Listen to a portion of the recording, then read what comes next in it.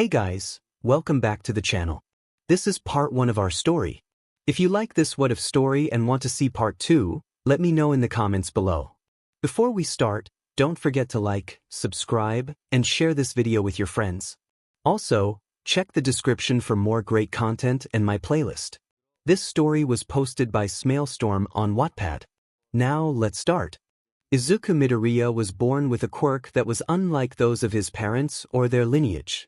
It was not fire-breathing telekinesis or even pyrokinesis, which he had always thought he would possess. Instead, he had wings. They were magnificent, each feather a brilliant white that faded to a light green. These wings had the unique ability to fade in and out of existence, allowing him to pass through objects like a ghost, though his body remained solid. He could fly regardless of whether his wings were visible, even if they were not in this realm when they disappeared. His wings held another secret, one he kept hidden for fear of the consequences and to avoid giving his mother another reason to resent them. Despite their beauty, Izuku felt the sting of neglect from his mother. She seemed to despise his wings, leaving him confused and hurt. It wasn't his fault that he had a different quirk. Such occurrences were rare but not unheard of. He had also lost his father in a tragic accident, something his mother often blamed him for, even though he had not been there. He wondered why she restricted him from playing outside or practicing his flying, why he had to keep his wings a secret. The questions swirled in his mind, leaving him feeling trapped. As he scribbled in his notebook, lost in his thoughts, his wings inadvertently revealed themselves. Unbeknownst to him, his mother was watching with a cold, disdainful glare. He was immersed in a world filled with quirks, notebooks, and creativity, where every quirk was fascinating and unique. Suddenly, a sharp crack echoed from his back as he was jolted forward, the result of a kick from his mother. He looked up at her, tears welling in his eyes, confused by her actions. He asked if everything was all right, but his question was silenced by a sharp slap.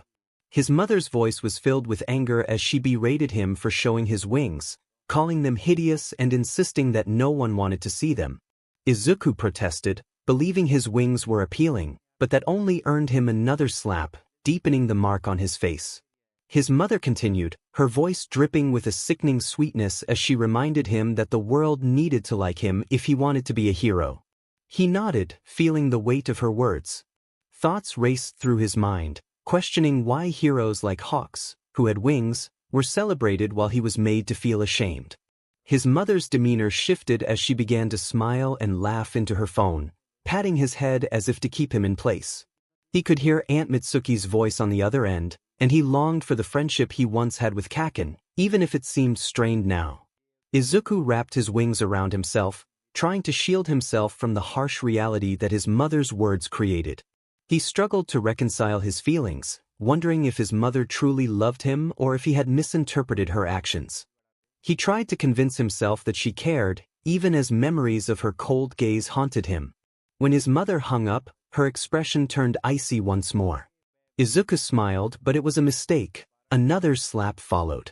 She told him that no one liked his smile, just as they disliked his wings, and then she left to make another phone call. Confused, he began to tidy up his scattered notebooks and supplies, crawling under furniture to retrieve lost pencils. As his mother's bedroom door opened, he overheard her speaking to someone unfamiliar. She sounded pleased, mentioning an appointment for him and that his wings were causing him too much pain. Panic surged within him as he processed her words. What did she mean by keep? When she approached him with a sickly sweet smile, he felt small and vulnerable on the cold floor. He forced a calm demeanor, trying to mirror her smile while suppressing his discomfort. He knew that her kindness was only a facade, a reward for hiding his wings once more. A cold aura surrounded Izuku, hinting at something unsettling. His mother announced that she had made an appointment with a doctor who would help with his back problems. She seemed cheerful, but Izuku felt a sinking sensation in his stomach. At 8 years old, he was no longer naive. He understood the implications of her words. His back hurt, but only because of her relentless kicks. Panic surged within him as he wondered if his mother intended to have his wings removed at the doctor's office. He recalled horror stories he had read online about children whose quirks were surgically taken away by their parents because they were deemed unappealing or too different. As his mother walked away, her pleased smile only intensified his fear, a chill emanating from his wings that made the room feel colder. That morning he had woken up early, or perhaps he hadn't slept at all. Tears had streamed down his face as he stared at his wings, which he viewed as appealing yet felt were ugly abominations. They were the last remnants of comfort in his life. He gazed at his poster of Hawks, his idol and the only true winged hero he knew. Ryukyu didn't count, she was only part-time winged. Tsubasa would never be a hero. Wings were rare and he only knew of those two. Desperation filled him as he realized he had to escape. He didn't know how to defend himself, but he felt an overwhelming urge to get away. He turned off his all-night alarm clock, barely aware of his actions as he got dressed and prepared for the day. He noticed his mother eating breakfast, but she never made enough for him, not with his quirk. He snapped back to reality when he got into the car, the click of the seatbelt jolting him from his thoughts. His mother spoke sweetly, instructing him to behave at the hospital, promising milkshakes afterward. Izuku looked up at her, forcing a smile, though inside he felt the opposite. The thought of losing his wings was suffocating. She fastened his seatbelt as if he were still a toddler. The car roared to life, and they backed out of the driveway, heading toward the doctor's office. 5 minutes passed, and Izuku felt nauseous. 10 minutes in, he thought he might faint. By the 13-minute mark, a desperate thought struck him. He would do anything to keep his wings. He didn't want to be quirkless when he had the chance to have a quirk. 14 minutes in, he quietly unbuckled his seatbelt, adjusting himself closer to the door. At 15 minutes, he knew it was time. He opened the car door, calling upon his wings, flapping hard against the wind, fighting for control. It was difficult, as he had little training with his quirk, but he felt a sense of freedom. He was finally away from his mother. He had always believed that parents were supposed to be harsh, especially after a child's quirk was revealed. He felt liberated as he soared into the sky, ignoring his mother's calls to return. The wind whistled around him, drowning out her voice. He was free. However, another challenge arose. He didn't know how to fly. His wings felt uncoordinated, and the wind resisted his attempts to maneuver. He began to spin out of control, realizing he had jumped from one perilous situation into another.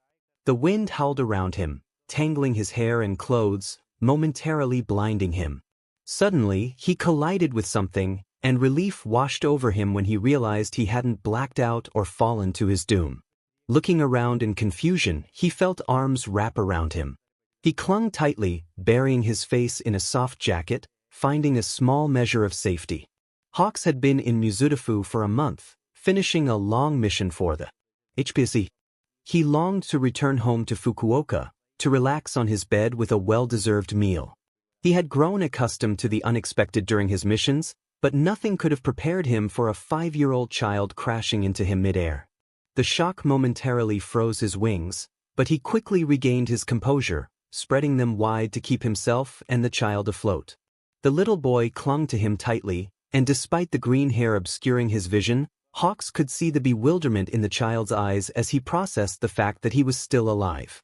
Hawks found himself at a loss for words, his mind racing with a whirlwind of emotions. He questioned how a child had ended up in such a precarious place, noting the wings that set this kid apart. The wings were unlike anything he had ever seen. While his own were high-speed wings, this child possessed passive soaring wings. He marveled at the white and green feathers, long and narrow, with slits designed to catch thermals. It was a rare sight, and he felt a rush of excitement at the discovery. Despite the urge to take the child under his wing, an instinct that felt oddly natural, Hawks knew he had to prioritize the kid's safety. He couldn't risk the HPSC discovering him. The child clung to him tightly, and Hawks sensed the fear emanating from him. He scanned the area for a suitable place to land, spotting a tall building that would provide some privacy. He informed the child to hang on as he prepared for the descent. The kid nodded, gripping him even tighter. Hawks adjusted his wings to navigate the air currents, carefully compensating for the added weight as he landed on the rooftop. Once settled, he gently placed the child down, only to notice something was off. Concerned, 𝗧𝗵𝗲 approached the child, who appeared to be in distress. He recalled his training for calming panicking individuals and focused on remaining calm himself. It was essential to keep the atmosphere as tranquil as possible. He began to breathe slowly, glancing at the child, who was clearly struggling. He asked if he could touch the child, reassuring him that he meant no harm. The child hesitated but eventually nodded. 𝗧𝗵𝗲 moved closer, rubbing gentle circles on the child's back to help him regain his composure. Gradually, the child calmed down, sniffling in relief. When the child finally looked up, his face went pale upon recognizing 𝗧𝗵𝗲. In an instant he fainted. 𝗧𝗵𝗲 was taken aback, unsure of how to handle the situation. He was accustomed to fainting fans, but this was different. The child was only 5 years old and had passed out after realizing who had saved him. 𝗧𝗵𝗲 pondered the circumstances that led the child to be alone in the sky. If he had wings, his parents must have had them too. So why was he up there without any guidance? As he examined the child more closely, he noticed fading bruises on his arms, suggesting he had been gripped too tightly. The signs of distress were evident, and 𝗧𝗵𝗲 felt a strong urge to help. He wanted to check the child's injuries more thoroughly but hesitated, not wanting to startle him when he woke up. Instead, he maintained a safe distance, ensuring the child would see him when he regained consciousness. 𝗧𝗵𝗲 settled down, crossing his legs and resting his head in his hands, contemplating the troubling signs that hinted at possible abuse. His thoughts were interrupted by the soft groans of the child waking up. 𝗧𝗵𝗲 watched as the kid blinked, confusion evident on his face. After a moment, the child's expression shifted from bewilderment to awe as he recognized 𝗧𝗵𝗲. The child exclaimed that he was 𝗧𝗵𝗲, the number 11 hero, his fascination palpable. 𝗧𝗵𝗲 raised his hand in a friendly wave but stopped when the child flinched, eyes wide with fear. It was a clear indication that something was wrong. 𝗧𝗵𝗲 lowered his hand and softened his expression, trying to convey safety and reassurance. He spoke gently, urging the child to calm down and assuring him that he was safe. 𝗧𝗵𝗲 spoke quietly, his voice calm and reassuring, which seemed to help the child relax. The kid nodded, gazing at 𝗧𝗵𝗲 with fascination and a hint of admiration. 𝗧𝗵𝗲 asked for the child's name, but the boy blinked, struggling to process the question. Slowly, he opened his mouth to respond, expressing that his name was unimportant. 𝗧𝗵𝗲 was taken aback by the child's politeness. Most people simply called him 𝗧𝗵𝗲 or 𝗧𝗵𝗲, and some even used 𝗧𝗵𝗲 as if they were friends. 𝗧𝗵𝗲 insisted that he wanted to know the child's name, sensing that the boy was a genuine fan. The child gazed up at him in awe, exclaiming how cool 𝗧𝗵𝗲 was, praising his unique fighting style and the way he controlled his feathers. However, the boy's expression shifted to one of fear as he apologized for mumbling. 𝗧𝗵𝗲 was surprised by the intensity of the child's emotions and reassured him that he had misunderstood, encouraging him not to cry. The child sniffled and looked up, seeking confirmation that 𝗧𝗵𝗲 was not angry with him. 𝗧𝗵𝗲 shook his head, assuring the boy that he was not mad at all, which seemed to comfort him. He then asked the child to explain the misunderstanding. The boy nodded and began to articulate his thoughts, expressing that 𝗧𝗵𝗲 inspired him not just because of his quirk but also due to his carefree nature and the reassurance he provided to the public during crises. The child shared that his own wings were a source of pain and that he struggled to control them. As he spoke, his emotions intensified, and 𝗧𝗵𝗲 moved a bit closer, wanting to provide comfort. The boy's frustration was palpable as he continued, explaining that despite his struggles, he admired 𝗧𝗵𝗲 for his ability to help others and the freedom he embodied as a hero. 𝗧𝗵𝗲 listened intently, noting the child's determination to express himself. The boy finally found the word he was searching for, personality, and his eyes lit up with excitement. 𝗧𝗵𝗲 smiled softly, appreciating the child's enthusiasm. The boy continued to praise 𝗧𝗵𝗲 for being a good person, expressing gratitude for his heroism and kindness. 𝗧𝗵𝗲 felt a swell of warmth at the child's words, contemplating why anyone would want to hurt such a sweet soul. He resisted the urge to ask probing questions, knowing better than to delve into sensitive topics.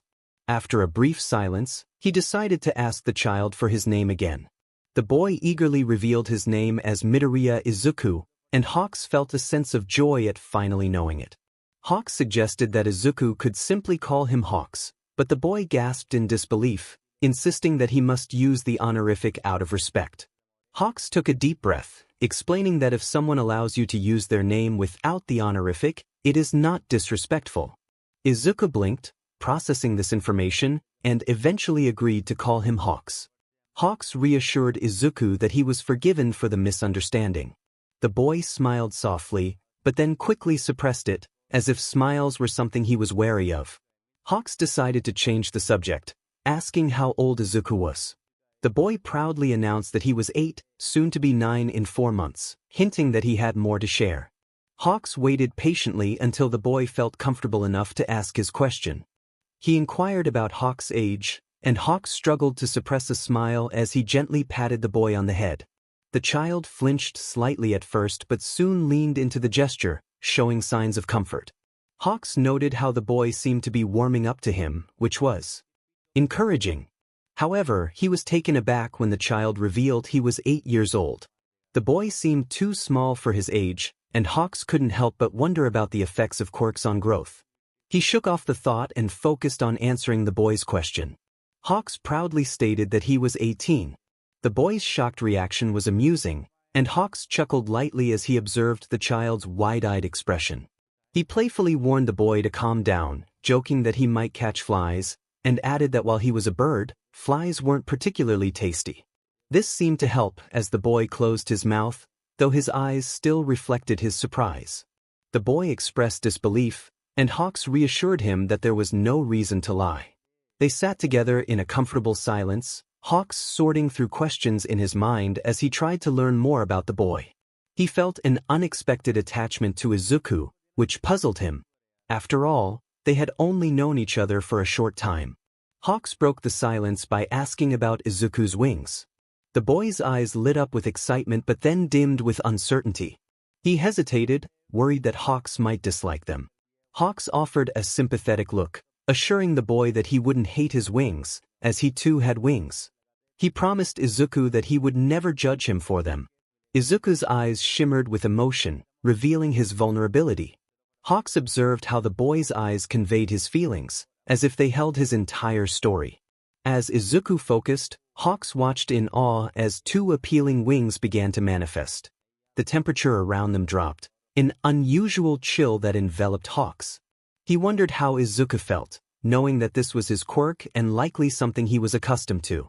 When the wings fully appeared, 𝗧𝗂𝘁 felt a surge of joy at their beauty. Izuku, however, seemed doubtful, recalling how his mother referred to them as useless. He looked at 𝗧𝗂𝘁 with suspicion, questioning whether he was being truthful. 𝗧𝗂𝘁 reassured him once more, emphasizing that there was no reason for deception. 𝗧𝗂𝘁 realized that the boy's struggles stemmed from his mother's negative views. He suspected that Izuku had recently escaped her grasp, evident in his lack of training with his wings. They sat in silence, watching the clouds drift by, a peaceful moment that neither wanted to disrupt. 𝗧𝗂𝘁 had many questions but decided to wait for Izuku to open up to him, hoping to earn the boy's trust. As the sun began to set, painting the sky in vibrant hues of red, orange, and pink, 𝗧𝗂𝘁 knew he had to leave. He informed Izuku that he needed to depart for Fukuoka in the morning. The boy's reaction was immediate and filled with fear. He pleaded with 𝗧𝗂𝘁 not to go, expressing his dread of returning to his mother, who would reschedule an appointment regarding his wings. 𝗧𝗂𝘁 felt a pang of concern for the distressed child. He gently placed a hand on Izuku's back, rubbing soothing circles and breathing calmly to help him relax. Gradually, the boy began to calm down, his eyelids growing heavy as sleep overtook him. With a soft chuckle, 𝗧𝗂𝘁 carefully lifted Izuku, cradling him as he drifted off. He was startled when Izuku's wings faded away, feeling a chill as they disappeared. Adjusting his hold to ensure the boy wouldn't fall, 𝗧𝗂𝘁 felt a sense of protectiveness wash over him as he carried the sleeping child. His thoughts raced as he pondered how everything had changed. With his wings now absent, he felt a chill that was less severe but still present. Carrying the 8-year-old was much easier without the extra limbs to worry about while flying. The night sky was dark, filled with stars and illuminated by the full moon. 𝗧𝗂𝘁 spread his wings and leaped into the air, letting the currents guide him toward his apartment. His mind was focused on Izuku and what he would do when the child woke up. He wasn't sure what the future held, but he knew he could care for Izuku for now, at least until his father came to take him away. The thought of Izuku leaving with his father tugged at his heart, but he pushed those feelings aside, reminding himself that he should be supportive when the time came. Hawks landed at his apartment door, the sound of his boots echoing against the concrete floor. It took him a moment to retrieve his keys from his pocket, using his feathers to assist him. Once he finally opened the door and stepped inside, he realized he had no spare bedroom or suitable place for Izuku to sleep. How could he have forgotten that? He wondered where he could put the child, glancing around as he adjusted his hold on the sleeping boy, who felt surprisingly light in his arms. The child's weight was a reminder of the ribs that were too prominent under his shirt. Looking down at the sleeping child, Hawks knew that Izuku wouldn't enjoy sleeping on the hard couch, which was uncomfortable even for sitting. It was nothing like the couch in Fukuoka, which had been soft and inviting. But that was beside the point. He needed to find a place for Izuku to rest. The bedroom would have to do. He carried the child down the short hallway, past the kitchen and living room, to the single bed at the end. Gently, he tucked Izuku in, covering him with a blanket to keep him warm. After settling the child, Hawks searched for something to eat in his bare, dusty apartment. He couldn't go out for chicken as he had initially planned, and he certainly couldn't leave a sleeping child alone. Most restaurants would be closing soon, and it was 10:30 at night. Leaving Izuku alone was not an option. It went against everything he had trained for. The way the boy looked up to him and seemed to trust him made it even more important to protect that fragile bond. With a sigh, Hawks turned right from the hallway, his boots clicking against the cold tiles. He reached for the handle of his empty fridge, only to find it completely bare. Frustrated, he settled for a jar of pickles and grabbed a random condiment without looking, his eyes landing on a pair of chopsticks on the counter. He sat at the table, reflecting on the events of the past 24 hours as he broke apart the chopsticks and opened the jar. He began to mentally list everything that had happened. First, there was Izuku, now peacefully sleeping in his bed. Second, the child had no control over his wings, but Hawks thought that perhaps he could teach him to fly, though that was a discussion for another time. Third, it was clear that Izuku was being mistreated. While the boy hadn't provided direct evidence of abuse, he had mentioned that his mother called his wings abominations, and there were bruises on his arms and a fading handprint on his face. There was enough evidence for Hawks to consider filing a report. Fourth, Izuku seemed to have a fear of smiles, which Hawks realized was evident in the boy's eyes when he had tried to smile at him. Fifth, the child was adept at masking his emotions, a heartbreaking trait for someone so young. Sixth, Hawks needed to gain Izuku's trust to gather more information, but he worried that the boy might misinterpret his intentions. Lastly, Izuku's wings were perpetually cold, a fact that concerned Hawks deeply. Hawks sighed, feeling overwhelmed. What was the right course of action? Should he distance himself from this situation? No, he had only known the child for a short time, yet he felt a strong attachment that made it impossible to let go. Pouring the condiment into a paper bowl, he picked up a pickle with his chopsticks and dipped it into the soy sauce. The taste was too salty, and he grimaced as he chewed, pushing the condiment aside. As he ate, he realized he needed advice. Despite being the number 11 hero, he didn't have many friends he could trust with this sensitive matter. However, there was one friend he could rely on. Hawks felt a headache coming on as he contemplated the challenges ahead. This person was truly nurturing towards children, and Hawks believed they could assist him without a doubt. He pressed the call button, hoping this wouldn't turn out to be a significant mistake. 10 hours earlier, 𝗧𝗵𝗲 had to pull over, her eyes widening in disbelief as she turned around, her mind struggling to comprehend what had just occurred. The door of her car had been torn off, and Izuku was nowhere to be found. Her precious son was missing, leaving behind only a single feather. Tears filled her eyes as she stared at the discarded feather, filled with frustration towards the quirk that had caused this chaos. She glanced at the bustling traffic, noticing her car door lying a good 30 feet away, with no sign of Izuku in sight. The realization hit her hard. He must have flown away. 𝗧𝗵𝗲 felt a surge of panic as she searched for any trace of him. He wasn't in the middle of the road, and she recalled how he had seemed more withdrawn than usual that day. Did he sense what she was planning? No, he couldn't have. He was too naive for that. Izuku had to get new shoes because of his unusual feet, which was such a hassle. She couldn't risk him getting hurt due to his unique quirk. 𝗏𝗏 had always cared for him, ensuring he was fed and had a safe place to sleep. She would discipline him when necessary, but he would quickly apologize, offering her his sweetest smile. 𝗏𝗏 often grew tired of his apologies, but he would eventually settle down, returning to the quiet boy she knew. She realized with annoyance that they would be late for his doctor's appointment. Those appointments were costly, and she was relieved she hadn't prepaid for it as she initially intended. 𝗏𝗏 sighed as she took out her phone to call a mechanic. What could she say? Perhaps the door had come loose while driving. She was confident Izuku would return soon. He loved his mother and likely opened the door by accident. But he also used his wings, which she despised. She had told him repeatedly that they were something to be hidden away. Yet he always brought them back. It was always Izuku who caused her problems. 𝗏𝗏 felt a mix of frustration and love for him, knowing he needed her. He loved her just as she loved him, despite the challenges he brought into her life. She was determined to teach him a lesson when he returned, knowing he had nowhere else to go. She dialed the number for the mechanic, thinking about how Izuku would come back soon. Just wait, Izuku. 𝗏𝗏's apartment door swung open, and he hoped the noise wouldn't disturb Izuku. He turned to see Mirko, breathless and leaning slightly forward, her hands resting on her knees. 𝗏𝗏 sighed, knowing she would overreact to his mention of an emergency. He gestured for her to stay put, needing to check on something. Mirko grumbled but made her way to the couch, glaring at him with a mix of concern and irritation. 𝗏𝗏 moved through the softly lit hallway and gently opened the bedroom door. The light from the living room illuminated the room just enough for him to see Izuku, snugly wrapped in blankets on the bed, his face relaxed in sleep. 𝗏𝗏 smiled at the sight, feeling a rush of affection. He quietly closed the door and returned to the living room, where Mirko was watching him with a curious expression. He placed a finger to his lips, signaling her to be quiet, which piqued her interest. She shifted her position, her ears perked up, listening intently.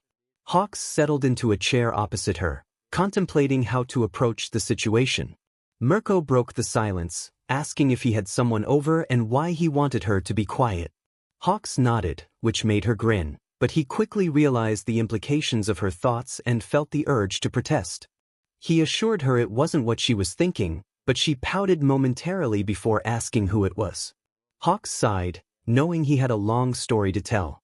He needed her to remain calm as he explained, emphasizing that it was a secret and she shouldn't share it until he decided what to do next. 𝗏𝗏 expressed his trust in 𝗵𝗲, asking her to keep their conversation confidential. He had brought her there seeking her advice on a matter that weighed heavily on him. 𝗵𝗲 crossed her arms and agreed to keep quiet, urging him to share what was troubling him. 𝗏𝗏 nodded and began recounting the events of the past hour, detailing his encounter with a boy, the moment spent with him after he woke up, and the troubling signs of abuse he had noticed. He shared the boy's name and his unusual reaction to smiles, as well as his small stature for an 8-year-old. As 𝗏𝗏 narrated the story, he left no detail unspoken. When he finished, 𝗵𝗲's expression shifted between shock and anger. She seemed to be processing the information, her face animated as she tried to grasp the situation. After a moment, she shook her head, snapping back to reality. She began to clarify the events, but 𝗏𝗏 quickly interjected, insisting that the boy had crashed into him, not the other way around. 𝗵𝗲 sighed, continuing her line of questioning, summarizing the situation in a way that made it sound more severe than it was. 𝗏𝗏 grimaced slightly, realizing how strange it all sounded when put that way. 𝗵𝗲 laughed, her amusement surprising him. He winced at her loudness, glancing toward the bedroom door, unsure if the boy was listening. Once 𝗵𝗲 calmed down, she regarded 𝗏𝗏 with a mischievous smile, clearly enjoying the predicament he found himself in. She took a deep breath and asked him what specific help he needed. 𝗏𝗏 admitted he was unsure how to handle the situation, confessing that he hadn't meant to become attached to the boy, it had just happened. 𝗵𝗲 suggested that he might have formed a trauma bond with the child, a concept Hawks had never encountered before. 𝗵𝗲 explained that trauma bonding occurs when individuals connect over shared traumatic experiences, often without realizing it. Despite his skepticism, Hawks considered 𝗵𝗲's words. She pointed out that his instincts as a hero, akin to a protective bird, were likely influencing his feelings toward the boy. He asked 𝗵𝗲 for her advice on what to do next. She inquired if he liked the boy, to which he hesitantly affirmed. 𝗵𝗲 pressed on, noting that the boy had shown signs of trust and had even fallen asleep in Hawks' arms. She suggested keeping the boy with him for a few days to observe how he adjusted and to gather more information about his situation. If things went well, they could consider reporting the abuse he had suffered. Hawks contemplated this idea, feeling a strong longing to protect the boy, but he also harbored doubts about his ability to care for him properly. 𝗵𝗲 reassured him of his capabilities as a hero and emphasized that the boy was old enough to communicate his needs. She believed that caring for a child would be less challenging than dealing with villains. However, she expressed concern about the potential scrutiny from the Hero Public Safety Commission regarding the boy's quirk. Hawks felt a wave of anxiety wash over him at the mention of the HPC. He hadn't considered the implications of their involvement and began to pace, overwhelmed by the thought of what could happen. 𝗵𝗲 grabbed his wrist, urging him to calm down and assuring him that she would help if the HPSC found out about the boy. As Hawks took a moment to collect himself, he realized that the recent inspections of his apartment had made it easier to keep the boy hidden. 𝗵𝗲 proposed that they could create a cover story, suggesting that fostering a child could be a temporary solution. She pointed out that if the emergency foster card was used, there might be a chance for Hawks to adopt the boy later, making him less vulnerable to being taken away. Hawks stared blankly, realizing the effort it would take to keep the boy safe and unnoticed. 𝗵𝗲's suggestions sparked a flicker of hope within him. He understood that he would have to fight fiercely to protect the boy from the HPSC and ensure that he would not end up like himself. But he also couldn't let Izuku go. At least not yet. Until his potential father arrived. If the potential father was any good, that is. A creaking sound echoed in the room. Izuku woke up to a strange scent that was nothing like his own room. An uneasy feeling settled in his stomach as he opened his eyes, shooting up from the bed. Was this even his bed? Had he been kidnapped? How could he let this happen? He was only 8 years old, but he had to grow up fast and learn to defend himself quicker than any child should have to. So why? Why did he feel this way? He wanted to scream or cry, or perhaps both. He felt lost, confused, and small. Where was he? Panic began to rise within him. He hated this feeling. It rarely happened, but when it did, it was awful. This sensation reminded him of something. What? Why would this terrible feeling remind him of anything? Then it hit him, Hawks. He remembered crashing into Hawks by accident. Did Hawks bring him here? Was this where Hawks lived? The fanboy in Izuku was in a frenzy. Izuku rolled off the bed and landed on the floor with a soft thud. He got up, brushing himself off and watching the dust settle. His wings were visible, which was unusual for when he was asleep. Why were they showing now? How intriguing. He faded his wings away and approached the door, placing his hand on the doorknob. A pang of worry filled his heart as he blinked away tears. What if Hawks left him there? What if he really had been kidnapped? Izuku forced himself to remain calm. He kept a straight face as he twisted the cold metal doorknob and opened the door, which creaked loudly. Peeking out, he saw Hawks and was that 𝗵𝗲? What was she doing here? And she was looking at him. The fanboy in Izuku was overwhelmed with excitement. As the door swung open, it hit the wall with a thud. Izuku stood there, jaw dropped, staring at the number 8 hero. Hawks looked at him, his eyes sparkling, as if he wanted to smile but held back.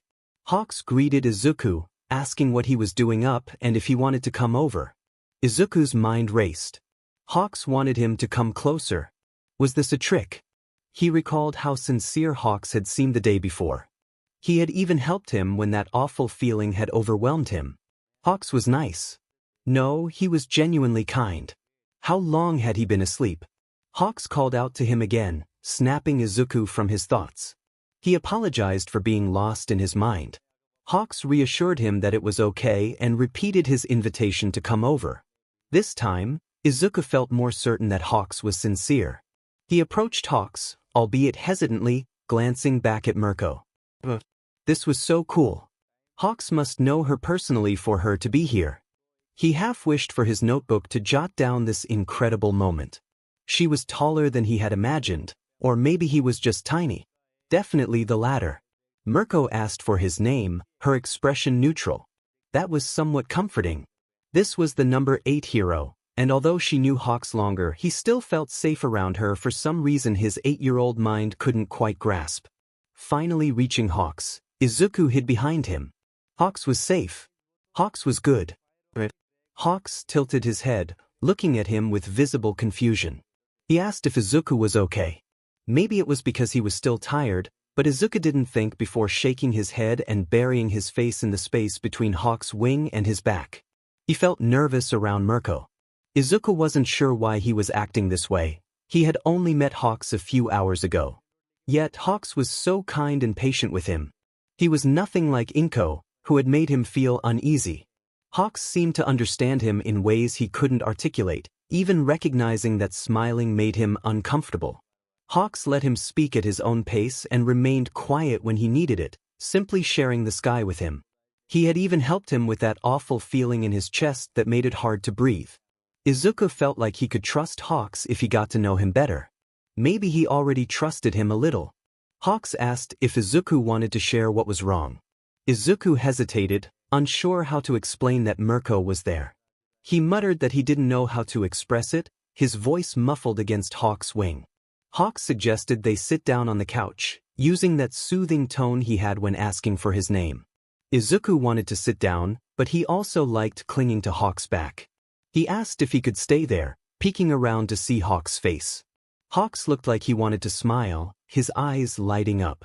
He reassured Izuku that it was fine if he wanted to stay on his back. The nickname, fledgling, slipped from 𝗧𝗂𝘅's lips so smoothly that Izuku was sure he hadn't meant to say it. 𝗧𝗂𝘅 stood up, offering support as he moved to the couch. He positioned himself so that Izuku wouldn't be crushed under his weight. Once settled, 𝗧𝗂𝘅 crossed his legs comfortably. 𝗵𝘃𝗁 took a seat in the chair opposite the couch, resting her feet on the ottoman. She looked peaceful, which made Izuku feel a bit more at ease. He reminded himself that 𝗧𝗂𝘅 had never hurt him. He had even been kind when Izuku accidentally fell asleep on him, bringing him to his home instead. Izuku leaned against 𝗧𝗂𝘅, resting his head on his shoulder, feeling a sense of safety wash over him. He was small enough that his head nearly fit perfectly on the curve of 𝗧𝗂𝘅's shoulder. Izuku glanced around the apartment, noting its blandness, which made sense since 𝗧𝗂𝘅 didn't live there permanently. His gaze shifted to 𝗵𝘃𝗁, who seemed to be suppressing a smile, leaving him feeling confused. On one hand, he felt grateful. On the other, he wondered if 𝗧𝗂𝘅 had shared something with her. Her struggle to maintain a neutral expression suggested she was quite expressive. Izuku turned his attention back to 𝗧𝗂𝘅. One of 𝗧𝗂𝘅's wings rested on the back of the couch while the other was tucked in. 𝗧𝗂𝘅 was slouched, likely due to Izuku being on top of him, and he radiated warmth that made Izuku feel sleepier than before. Sitting cross-legged, Izuku suddenly jolted awake, making some chirping sounds when he noticed 𝗧𝗂𝘅's feet. The older hero perked up and turned to check on him. Izuku practically leaped off 𝗧𝗂𝘅, his eyes wide with surprise. The older hero appeared slightly alarmed, and 𝗵𝘃𝗁 stood up, contemplating whether to take a defensive stance based on Izuku's reaction. Izuku reassured him that he was fine but pointed out that 𝗧𝗂𝘅 had bird feet like his own, his eyes sparkling with excitement. However, his enthusiasm dimmed slightly when he realized he had slept in his shoes. 𝗧𝗂𝘅, now squatting and resting his arms on his knees, asked if Izuku was okay, his voice tinged with concern. Izuku, feeling guilty, apologized for sleeping in 𝗧𝗂𝘅's bed with his shoes on, tears welling in his eyes. 𝗧𝗂𝘅, sounding nonchalant, asked if that was what was bothering him. Izuku blinked away his tears, feeling the weight of his rudeness. He questioned whether 𝗧𝗂𝘅 should punish him for it, causing the older hero's eyes to widen in surprise as he processed the statement. Taking a step closer, 𝗧𝗂𝘅 noticed Izuku flinch, and the boy braced himself for what he feared would be punishment. Instead, he felt arms wrap around him in a warm embrace. Confused, Izuku wondered why Hawks was hugging him.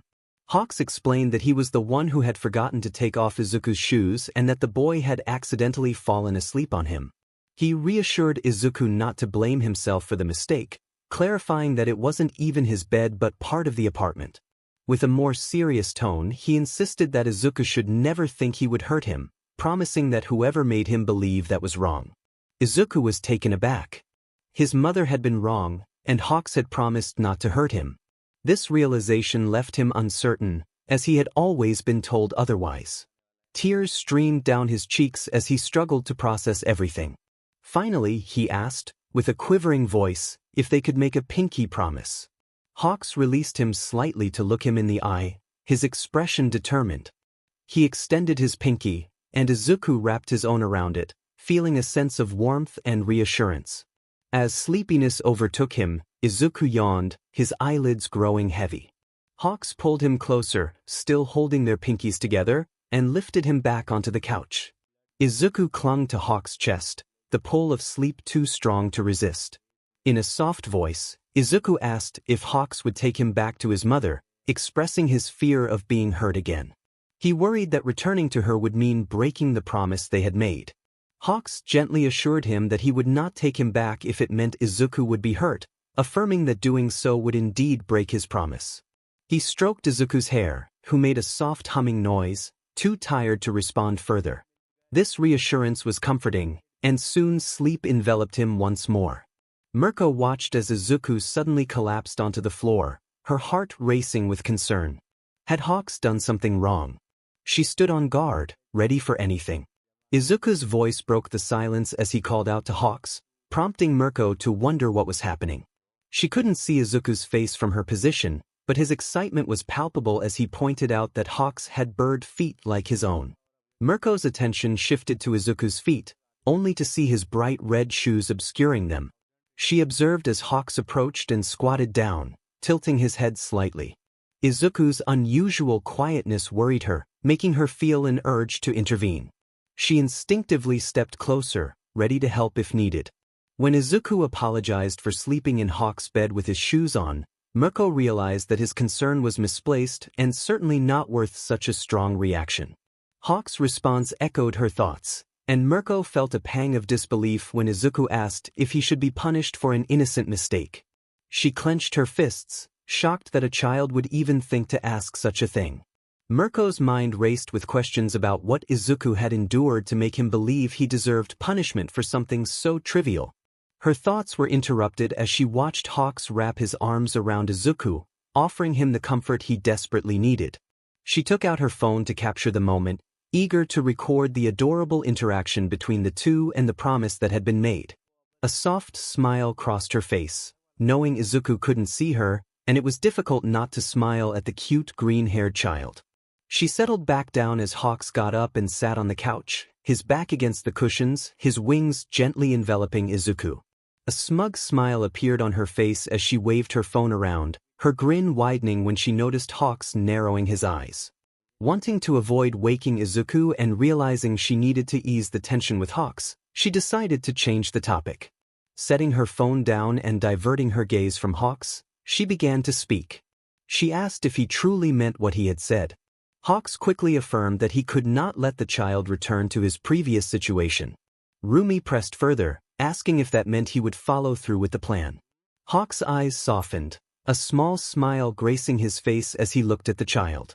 He expressed his conviction that he could not ignore the abuse Izuku had confirmed, questioning what kind of hero he would be if he let it go. 𝗵𝗃𝗄 shrugged in response, casually resting her feet on the cream-yellow ottoman and placing her hands behind her head. She would be lying if she claimed this wasn't her favorite way to sit.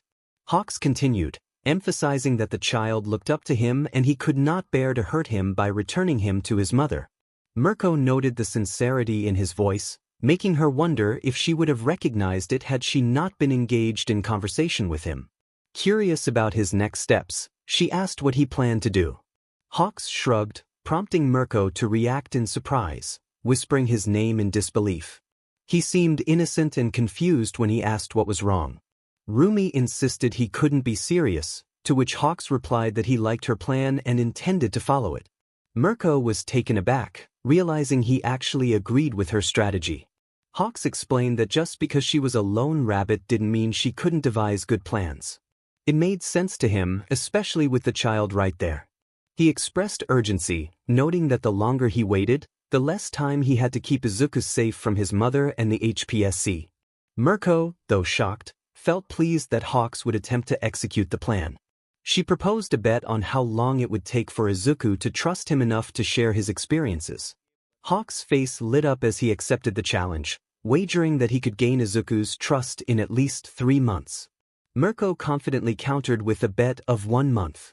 𝗧𝗂𝗃 playfully protested her language, reminding her of the child in his care, while she simply chuckled.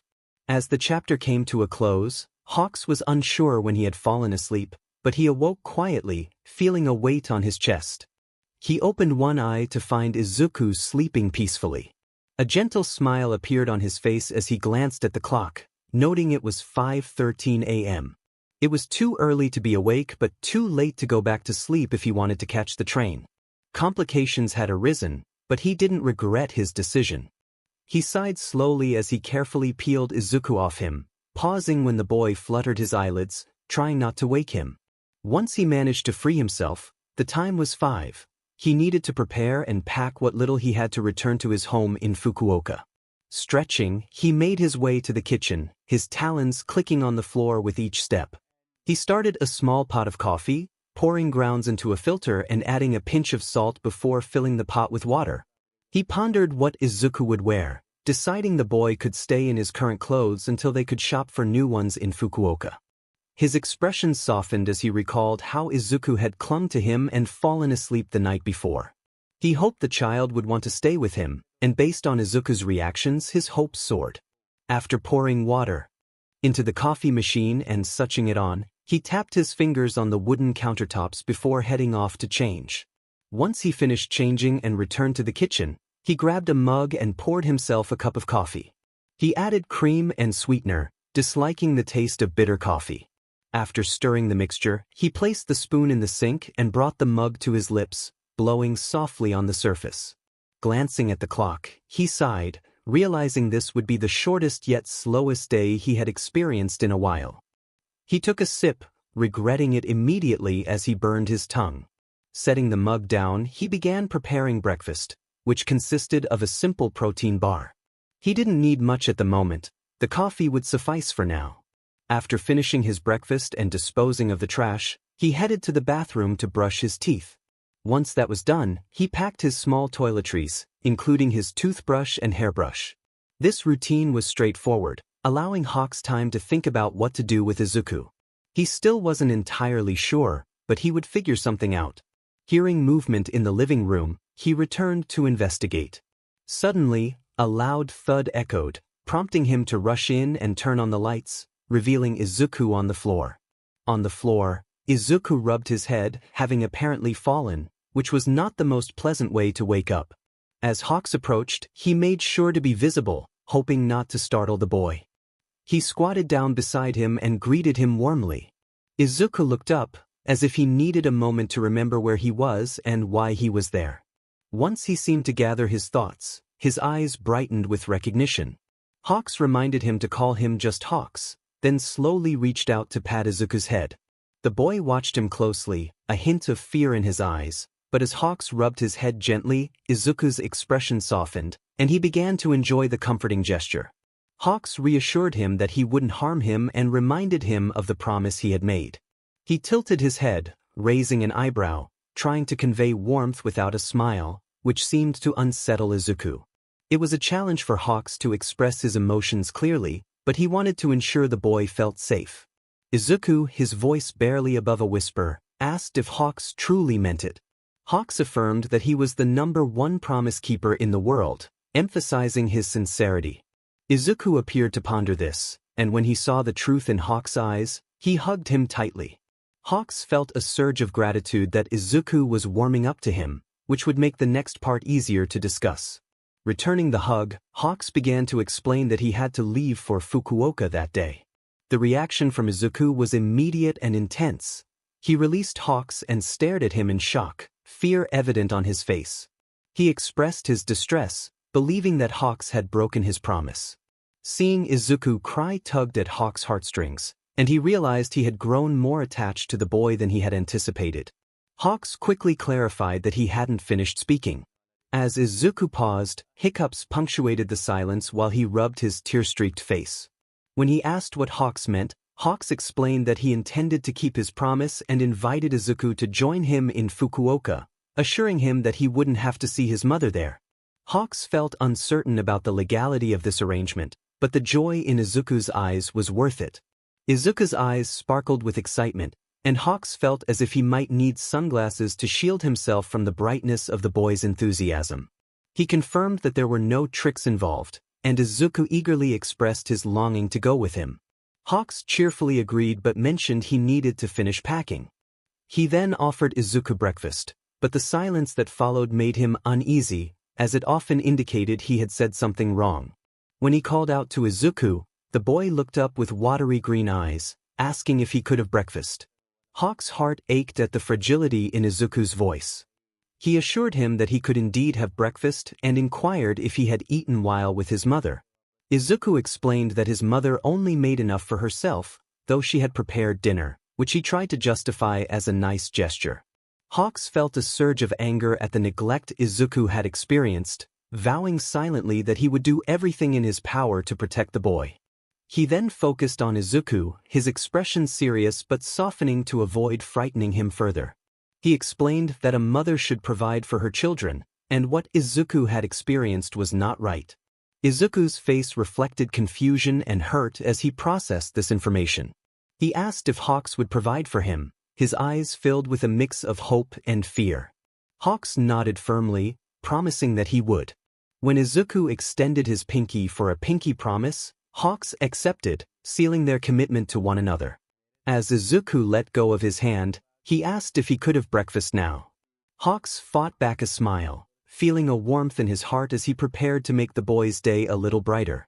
Izuku tensed but managed to keep his composure, which 𝗧𝗂𝗃 considered a positive sign. He suppressed a smile as he offered, "You can have that breakfast." Izuku closed his eyes and nodded. 𝗧𝗂𝗃 wondered what had caused Izuku to shy away from something as innocent as smiling, but that was a question for another time. Getting up, 𝗧𝗂𝗃 remembered that cooking wasn't exactly his forte. He realized he would need to learn if he were to care for Izuku long-term. So, he pulled up a recipe for scrambled eggs, which seemed simple enough. In the kitchen, he took a sip of coffee, grabbed a pan from the cupboard, and set it on the stove, turning on the burner. He added a bit of butter to the pan and watched it melt.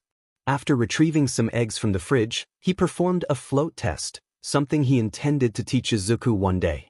Seeing that all the eggs sank, he dried them off and poured them into a bowl, following the recipe. He grabbed some chopsticks, pierced the yolks, and whisked slowly, discovering that he wasn't very skilled at it. Once finished, he poured the mixture into the pan and stirred it as it sizzled. The eggs turned out relatively well, and when he presented them to Izuku, the boy thanked him and took a bite. 𝗧𝗂𝗃-sama? Izuku asked, looking a bit uncertain. 𝗧𝗂𝗃 replied, "Just 𝗧𝗂𝗃, kid. What's on your mind? You did put salt in this, right?" 𝗧𝗂𝗃 realized he had forgotten the salt and quickly grabbed the shaker, pouring some over the eggs. "Sorry, Izuku. I forgot." Izuku looked down, fighting back tears. 𝗧𝗂𝗃 gently patted his head, reassuring him, "Don't worry about it, baby bird.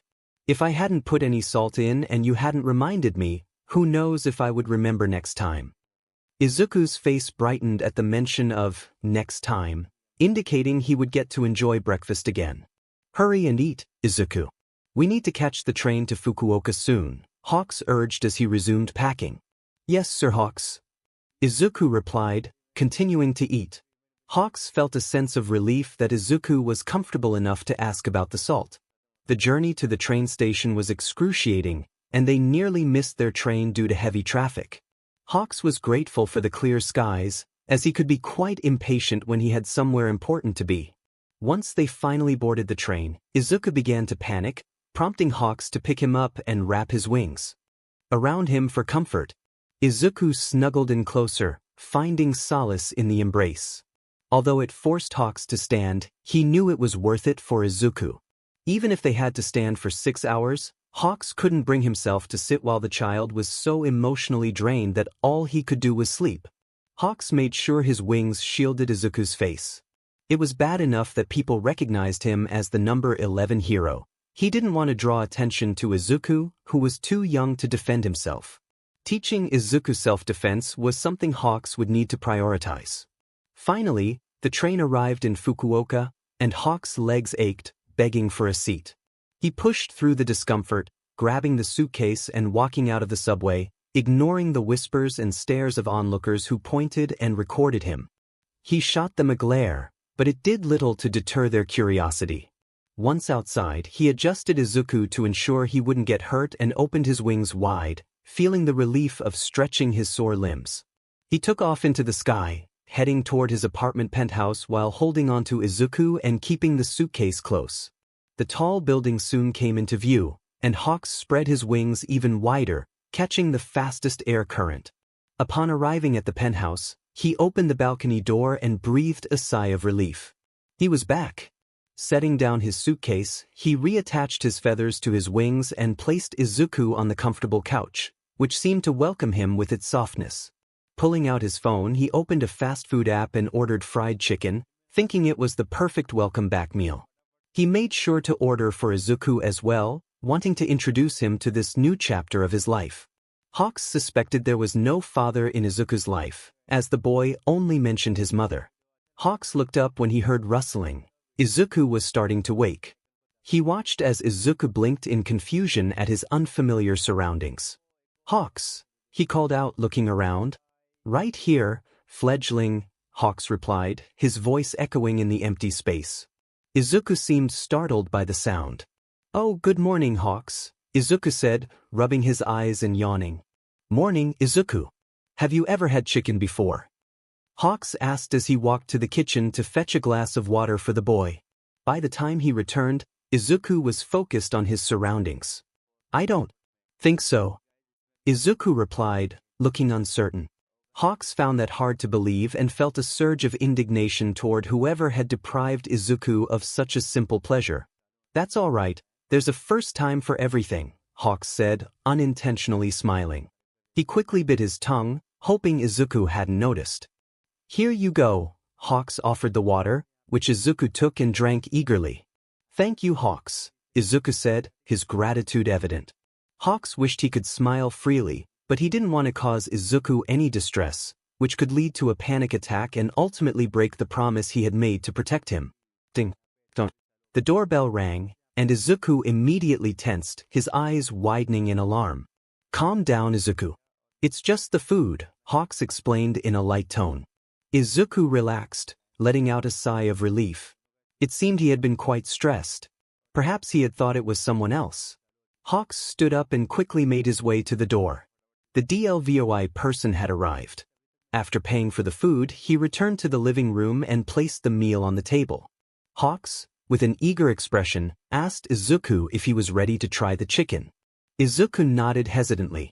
As Hawks opened the styrofoam containers, he passed one to Izuku, who examined it with skepticism before cautiously taking a small bite. Hawks observed with a smile as Izuku's eyes widened, his pupils dilating and contracting in delight. It was a clear sign that Izuku enjoyed it, especially when he took a larger bite. Hawks chuckled softly, feeling a sense of nostalgia for chicken, which he hadn't had during their mission or the side mission with Izuku. This meal felt well-deserved. Suddenly, Hawks noticed Izuku's breath hitching, signaling the onset of a panic attack. He whispered a curse under his breath and quickly composed his expression, which seemed to help Izuku calm down. Concerned, Hawks asked if Izuku was okay. Izuku nodded slowly, though it was uncertain if it could truly be counted as a nod. Hawks pressed further, asking if he was sure. This time, Izuku nodded more vigorously, as if trying to reassure both himself and Hawks. He managed to say he was fine and encouraged Hawks to smile if he wanted to, though it was clear that this was a lie, and it hurt Hawks to see Izuku feel the need to pretend. Hawks reassured Izuku that it was not okay for him to be in distress and that he would never do anything to hurt him. He promised that his smiles were not meant to cause pain. Izuku looked at him, searching for any hint of dishonesty, still wary of Hawks' intentions. 𝗧𝗂𝘅 understood that trust would take time to build, and he was willing to earn every bit of it. Eventually, Izuku nodded slowly, asking for a promise. He extended his pinky, and 𝗧𝗂𝘅 mirrored the gesture, connecting their pinkies and affirming his promise. With the number of promises he was making, 𝗧𝗂𝘅 thought he might need to keep track of them somehow. They continued to eat in a silence that was neither uncomfortable nor entirely at ease, leaving 𝗧𝗂𝘅 uncertain about how to bridge the gap. He wondered if he needed to address it. After a moment, he called out to Izuku, who was lying on the floor with his wings spread, cooling the room. Izuku hummed in acknowledgement. 𝗧𝗂𝘅 suggested watching a movie, to which Izuku expressed confusion at first. After a brief exchange, it became clear that it had been a while since Izuku had seen one. 𝗧𝗂𝘅 proposed watching Star Wars, noting that it was a pre-quirk movie series. Izuku agreed enthusiastically and settled back on the couch, wrapping himself in a blanket to create a small nest. 𝗧𝗂𝘅 watched with fondness, appreciating that despite the circumstances, Izuku still found comfort in making nests, even if it needed improvement.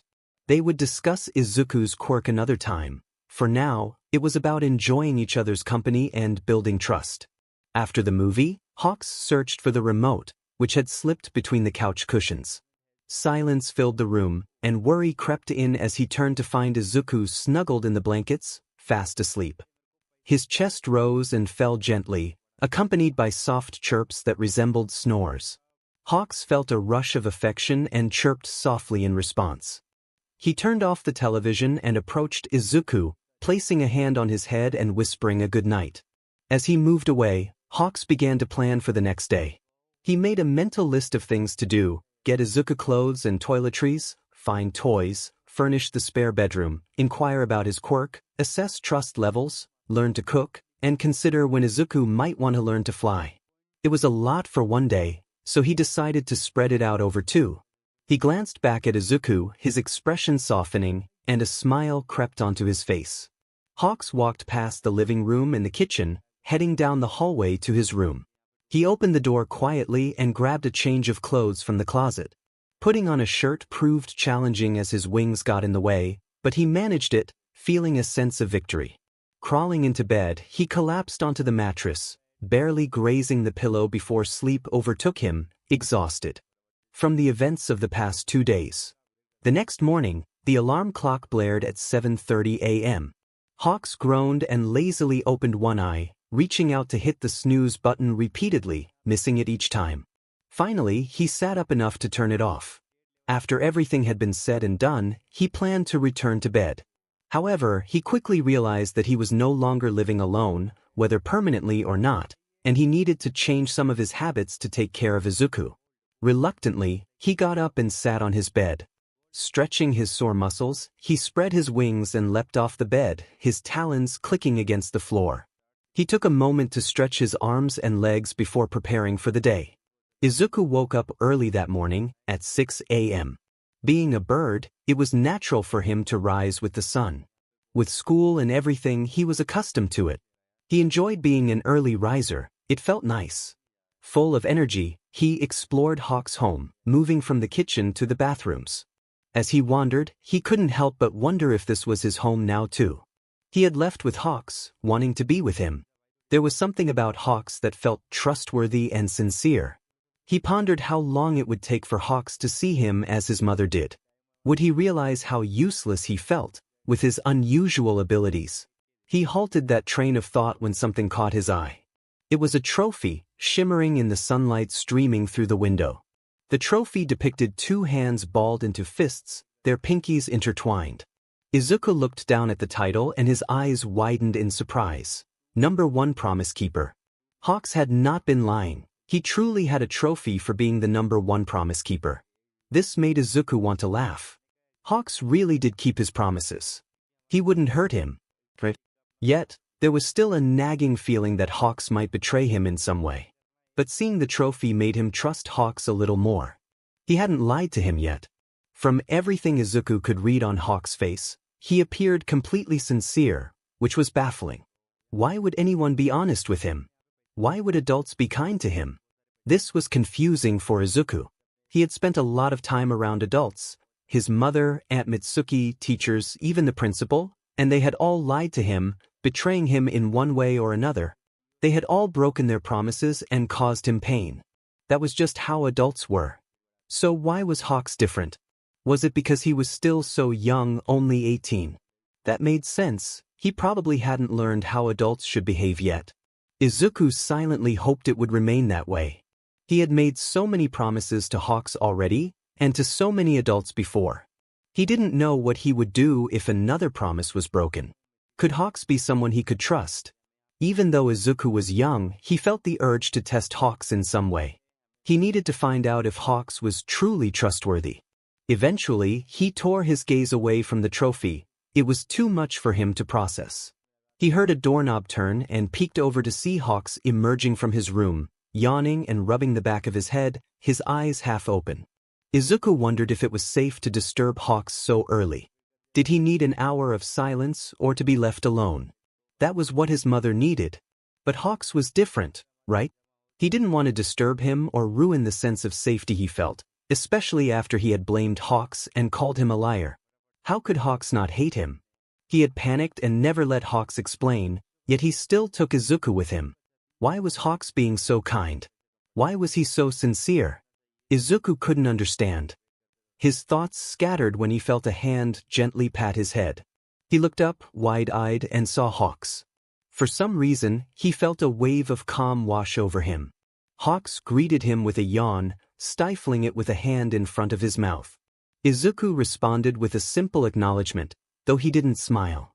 He had a deep-seated fear of smiles, yet Hawks seemed to understand and never pressured him to smile. This was astonishing, considering they had only known each other for 2 days. Izuku questioned why he had agreed to this arrangement. Why did he feel safer with Hawks than with anyone else for nearly 4 years? What was going on in his mind? Even more puzzling was why he had followed his instincts and chosen to be with Hawks. Would he regret this decision like so many others he had made? Hawks asked if he was hungry, and Izuku nodded, still lost in his thoughts. He wished he were older, so he could understand what was happening in his mind. Right now, he felt confused and frustrated by his inability to comprehend. As he sat down, he watched Hawks prepare breakfast for them both. His hopes were confirmed when, 15 minutes later, eggs were placed on his plate. Izuku took a small bite and was pleasantly surprised. Hawks had added salt this time. The eggs were slightly runny, but overall, they were quite good. With the seasoning, he devoured them quickly. He expressed his gratitude, feeling a bit nervous when Hawks' golden eyes met his green ones. Hawks responded with a gentle look, nodding his head. He mentioned that they needed to go out and get Izuku some clothes and other essentials. The thought of getting clothes filled Izuku with disbelief. Was Hawks serious? He wanted to get clothes for him, the one who felt useless. The one whose quirk had caused his mother to turn against him. Hawks called his name, pulling Izuku from his thoughts. He realized his eyes were teary and he blinked, trying to regain his composure. He looked at Hawks and felt overwhelming guilt. How could this pro-hero be so kind to him after what Izuku had called him? After everything that had happened? Hawks noticed Izuku's distress and was always ready to listen to him.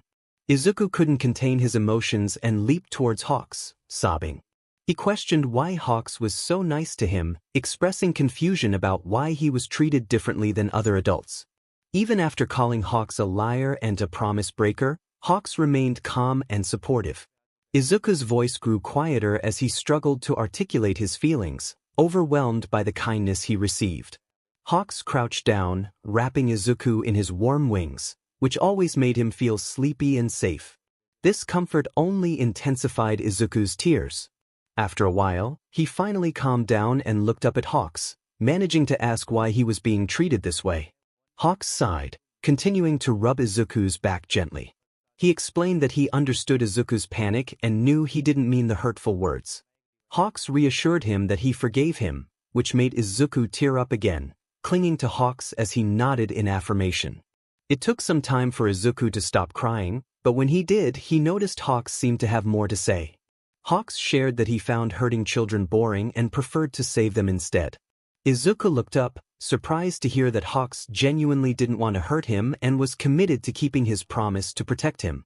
Hawks emphasized that he saw Izuku as the kindest, most adorable and intelligent child he had ever met, and he would never want to hurt him. Izuku felt a wave of relief wash over him, but he still had questions about the adults in his life. Hawks confirmed that those adults were not good influences and that it was his duty as a hero to ensure Izuku's safety. Izuku hesitated, asking if even his mother was included in that. Hawks paused briefly before affirming that she had also failed him. Hearing this was painful, but deep down, Izuku recognized the truth in Hawks' words. He needed reassurance that it was not okay for anyone to hurt him or other children, and Hawks confirmed that it was indeed wrong. Izuku pondered the idea of a promise, asking if Hawks would promise not to hurt him. Hawks interlocked his fingers with Izuku's and assured him that he would keep that promise.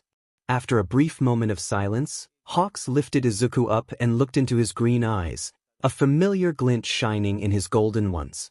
He suggested they go shopping, and Izuku nodded, feeling a bit better than he had earlier that day. The mall was bustling with people, and Izuku felt overwhelmed. He held tightly to Hawks' hand, fearing he might lose him in the crowd. Hawks encouraged Izuku to speak up if he felt uncomfortable, and Izuku noticed Hawks' disguise, which he found amusing yet awkward. He wanted to comment on it but held back, feeling it might be rude. They eventually arrived at a clothing store, and Izuku felt slightly more at ease with fewer people around. As they browsed through the racks, Hawks helped him find the right sizes, occasionally asking for his opinion on different items. Izuku didn't want to be rude, so he nodded in agreement, even if he wasn't fond of some choices. Hawks seemed to have a knack for knowing when Izuku didn't like something, leaving it behind without question. Izuku wondered what gave away his feelings, but it remained a mystery for another day. As they moved to the breathe section, Izuku began to feel tired. After spending nearly an hour in the store, he asked if they were done yet. Hawks reassured him that they needed to try everything on to ensure a proper fit. Suddenly, Hawks' voice took on a tone of concern, calling out to Izuku, who felt a mix of exhaustion and anticipation for what was to come. Izuku asked quietly if all of them were necessary, feeling small and wishing he could wrap his wings around himself for comfort. Hawks chuckled softly, covering his mouth to hide a smile, which made Izuku feel grateful and determined to try on the clothes to repay Hawks for his kindness. He finally agreed to give it a try. Hawks settled onto a bench, waiting as Izuku took longer than expected to try on the clothes. To his delight, most of the pieces fit well, with only a couple of shirts and breathes not quite right. It seemed Hawks had a good eye for this. After what felt like an eternity, Izuku emerged from the changing room to find Hawks dozing on the bench. He hesitated, wondering if he should wake him. Suddenly, Hawks squawked and tumbled off the bench, clearly having forgotten he didn't have his wings at the moment. Izuku reached out a hand, asking if he was all right. Hawks gave a lazy thumbs up, but it quickly fell, hitting him in the face, prompting a sound of discomfort. Izuku was uncertain if Hawks was truly okay. As Hawks got up, rubbing his nose and adjusting his glasses, he grumbled that he was fine. Izuku felt a pang of guilt, thinking that he had startled Hawks and caused him to fall. He didn't mean to hurt him. Hawks leaned down and gently patted Izuku's head, reassuring him that it was all right and that it was his own fault, urging Izuku not to blame himself for an accident. Izuku nodded, feeling a bit better, and they prepared to pay for the clothes. When asked if everything fit, Izuku shook his head and revealed the items that didn't fit, explaining they were too big. Hawks reassured him that it was fine. They could still buy them, and he would grow into them. After paying, they placed their bags on the roof of the mall for later pickup, next to Hawks' pile of feathers. They both felt it was safe since no one was supposed to be up there. The next store was filled with toys, and Izuku felt overwhelmed with emotion at Hawks' kindness. Perhaps he even shed a tear, prompting Hawks to hug him again, making Izuku feel undeserving of such affection. Once the hug ended, they ignored the curious glances from strangers and headed to the toy section. Izuku gravitated toward the hero action figures, particularly those of Hawks, but also picked out figures of 𝗵𝗃, Best Jeanist, Midnight, Present Mike, and All Might. He wished there were figures of Eraserhead, the hero who had saved him 2 years ago, but he understood why there weren't any. He selected 2 posters of Hawks, one depicting him in flight, surrounded by feathers with a stunning sunset behind him, and another showing him with one of his feather katanas, looking fierce and determined. Izuku enjoyed watching Hawks get flustered each time he chose something related to him. Hawks remarked on Izuku's enthusiasm for heroes, and Izuku expressed his dream of becoming one, wanting to overcome his fears and bring smiles to others. Hawks felt a flicker of concern but was glad Izuku was unaware of it. He encouraged Izuku, affirming that being a hero was hard work, but he believed in him. Izuku's eyes sparkled with hope as he absorbed Hawks' words, revealing that he had never heard such encouragement before. Hawks felt a twinge of sadness that he was the first to say it. He promised to help Izuku with his quirk and training, despite his internal hesitation about the responsibility of mentoring someone so young. Izuku's excitement was palpable, and Hawks couldn't help but smile at his enthusiasm. He reassured Izuku that they would start with his quirk, knowing that he likely lacked control over it. As they made their way back to the roof, Hawks explained their options for the day. Izuku tilted his head, making a chirping sound, which Hawks noted with delight. They could drop off their purchases at home, return for a meal, and then get furniture. Izuku perked up as Hawks left the second option hanging for a moment. Hawks suggested they could drop off their things at home, order food, and watch the second Star Wars movie together, hoping the idea would be more appealing. Izuku hesitated, clearly surprised by the choice presented to him. Hawks nodded, understanding that Izuku needed to practice making decisions, especially now that he had expressed his longing to become a hero. Hawks felt a sense of relief that the Hero Public Safety Commission was unaware of Izuku's ambitions and hoped to keep it that way. Izuku took a moment, feeling the pressure of the decision. Hawks reassured him, emphasizing that there was no rush and that he genuinely didn't mind what they did. After a brief pause, Izuku admitted he was quite tired and opted for the second choice. Hawks affectionately called him Baby Bird and prepared to take off, ensuring Izuku was secure and comfortable. As Hawks spread his wings, Izuku quietly asked if they could fly together once he learned how. Hawks promised that they would fly together as much as Izuku wanted when the time came, which filled Izuku with excitement and gratitude. Once they arrived home, Hawks ordered food on his phone, and the two began creating a cozy nest on the floor using couch cushions. After laying everything out, Hawks gathered blankets to complete their nest, forming a pillow wall to keep them safe and snug. Izuku marveled at the number of blankets, and Hawks proudly explained that they were prepared for moments like this. After finishing their nest, Hawks went to the door to receive the food 𝗬𝗓𝗏, noting it was the same 𝗬𝗓𝗏 person from the previous night. He returned with the food and carefully placed it at the edge of the nest before starting the movie. They enjoyed their meal in comfortable silence, with Izuku's wings appearing unexpectedly during the film. As the credits rolled, Hawks noticed Izuku had fallen asleep with an empty food carton beside him.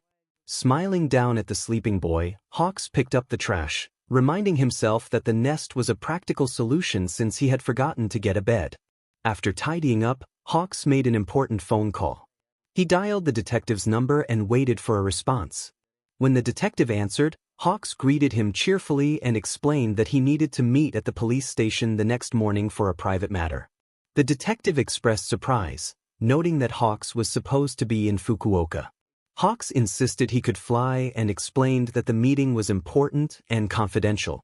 He reminded the detective of a favor owed to him, which prompted a reluctant agreement for a meeting at 10:30 the next morning. Hawks requested that it be just the two of them, emphasizing the need for discretion. After hanging up, Hawks reflected on how he still hadn't gotten a bed for Izuku. He plugged in his phone and went to bed after checking on Izuku and turning off the lights, locking the front door behind him. The next morning, Hawks woke up early, ready to head to Mizudafu. He felt more confident about flying with Izuku now that he didn't have any luggage to manage. Dressed in his hero costume, he left his room to find Izuku just waking up in their nest. Hawks greeted him warmly and asked how he had slept. Izuku replied sleepily, and Hawks chuckled softly. He suggested making soup for breakfast, which excited Izuku. As they moved to the kitchen, Hawks reminded Izuku that he needed to get dressed because they had plans for the day.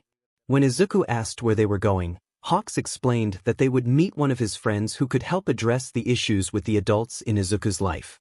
He reassured Izuku that this was important to ensure the safety of other kids who might be in danger, just like him. Izuku nodded, understanding the gravity of their mission. 𝗧𝗓 explained that not all bad guys were villains, and that many adults had done wrong and needed to face consequences for their actions.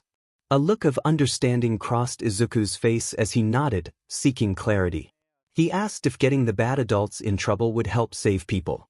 𝗧𝗓 confirmed that it would, assuring him that fewer bad adults would mean less harm to others. Izuku responded with uncertainty, but 𝗧𝗓 encouraged him, and they moved on. After finishing the soup, 𝗧𝗓 set out 2 bowls. Izuku, eager to know more, asked about 𝗧𝗓's friend. 𝗧𝗓 shared that his friend's name was 𝗧𝗂𝗁𝗵𝗲, a detective, which impressed Izuku as he began to enjoy his meal. Before long, they were soaring through the sky, time flying by as they rushed to their destination. 𝗧𝗓 needed to fly quickly to arrive on time, having left at 7:30 for a journey that would take about 2.5 hours. Fortunately, the day was clear and bright. Holding Izuku securely, 𝗧𝗓 ensured he was safe with bright red feathers just in case. Upon arriving at the police station, Izuku's hair appeared messier than ever. 𝗧𝗓 gently set him down and prepared him for what was to come. He warned Izuku that 𝗧𝗂𝗁𝗵𝗲 might ask some questions, and it was okay if he felt uncomfortable answering. Izuku nodded, ready to face the situation. As they entered the police station at exactly 10:30, Detective 𝗧𝗂𝗁𝗵𝗲 turned to greet them, maintaining a serious demeanor. He asked for Izuku's name, to which Izuku nervously introduced himself.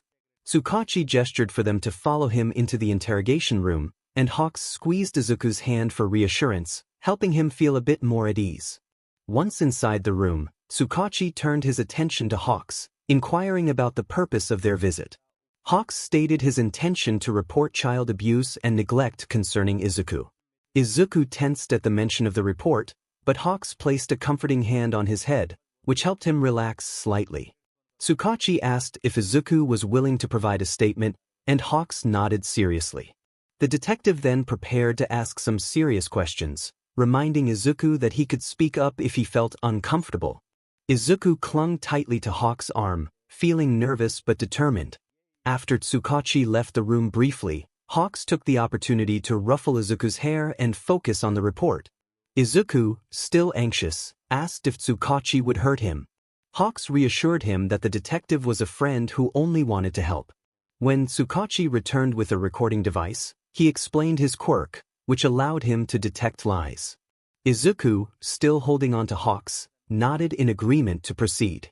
The interrogation began, and 𝗧𝗂𝗁𝗵𝗲 asked for Izuku's name and age, confirming his responses. As the questioning continued, 𝗧𝗂𝗁𝗵𝗲 asked about the hurt Izuku had experienced. Tears welled in Izuku's eyes as he recalled painful memories, and 𝗧𝗓 felt a surge of anger at the thought of anyone harming him. Izuku mentioned his mother, teachers, and classmates, expressing concern for the other children despite his own suffering. 𝗧𝗂𝗁𝗵𝗲 continued to ask questions, and Izuku shared how his mother belittled him and caused him pain, while teachers allowed bullying to happen.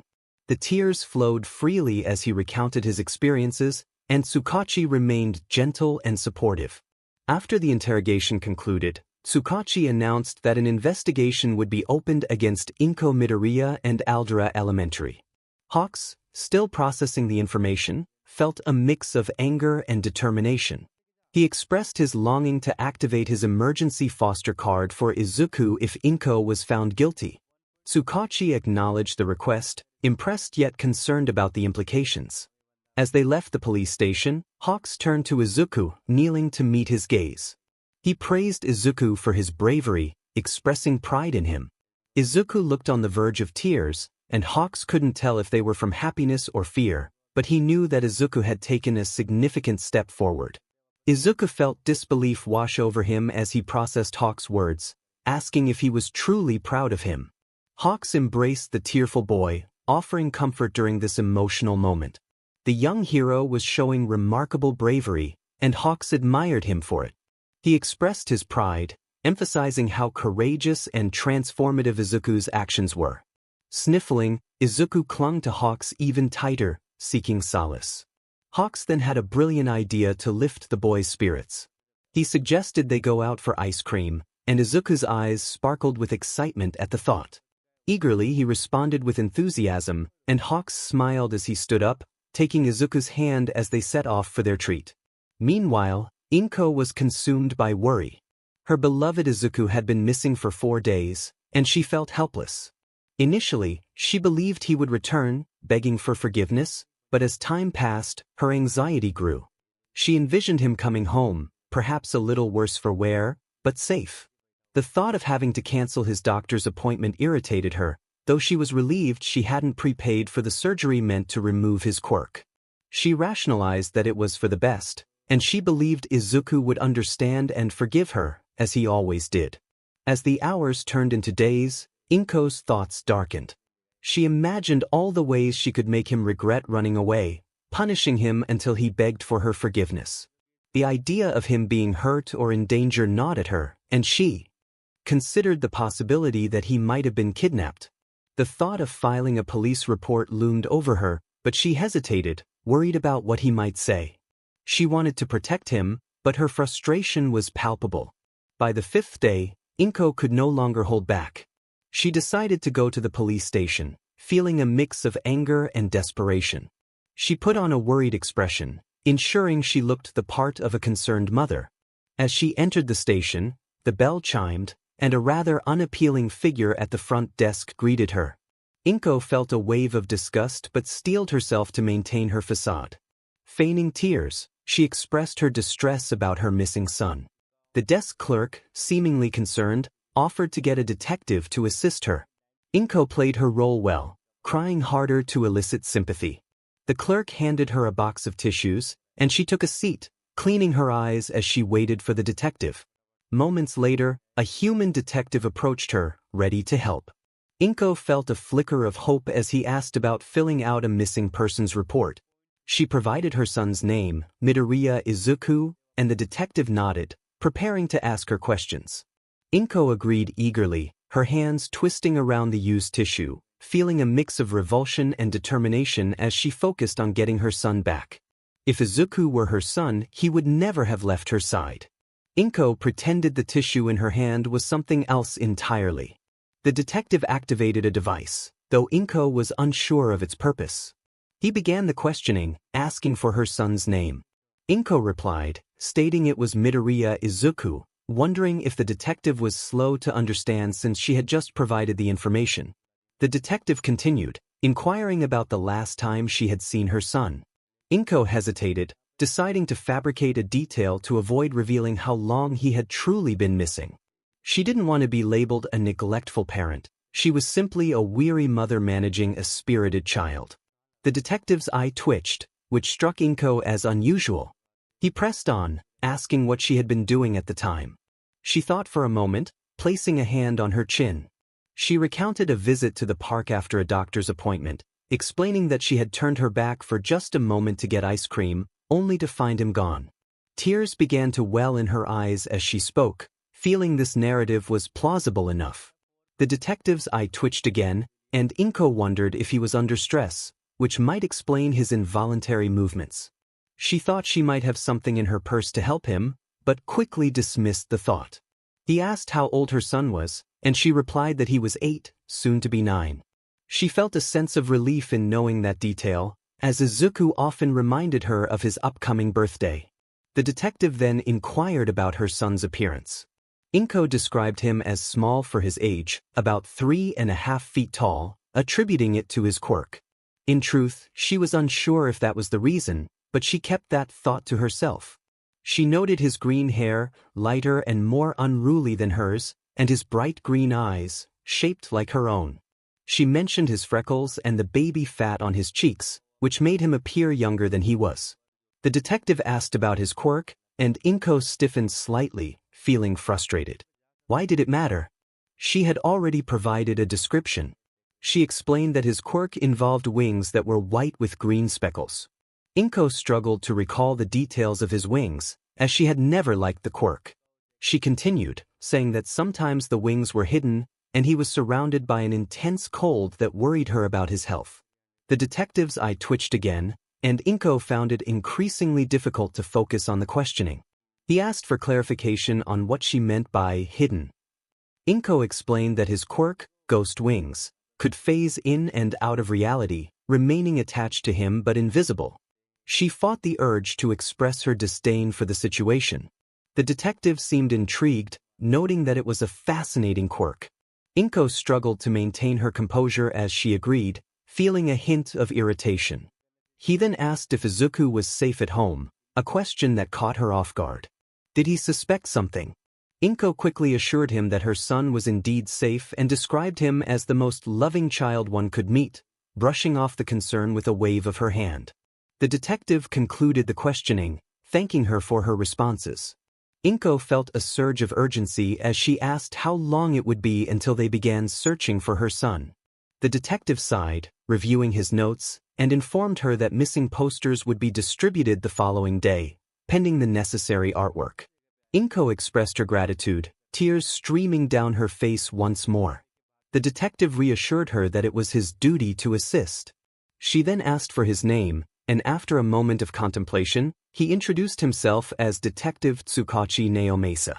𝗧𝗏𝗁 thanked him again and left the police station, hurrying to her car. A smug grin spread across her face as she thought about her son. It was only a matter of time before she would have him back. Detective 𝗧𝗂𝗁𝗍𝗵𝗍 reflected on the interview, realizing that 𝗧𝗏𝗁 had lied about many details, including where she and her son had been when he went missing. He felt fortunate that 𝗧𝗏𝗧 and the child had met with him the day before, as it had prompted him to pay closer attention to the inconsistencies in her story.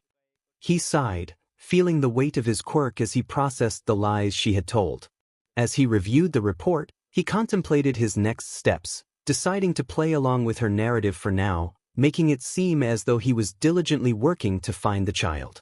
𝗧𝗏𝗧 was the first to report, and with that came the priority of his investigation into Midoriya. He wasn't overly worried about the missing child, confident that 𝗧𝗏𝗧 would handle the situation well. He sighed as he filled out the paperwork for the child abuse case, feeling sympathy for the young boy involved. Having just changed from their outing to the mall, 𝗧𝗏𝗧 stepped out of his room to be greeted by an enthusiastic green ball of feathers. The little fledgling was bursting with energy, eagerly asking if they could practice flying.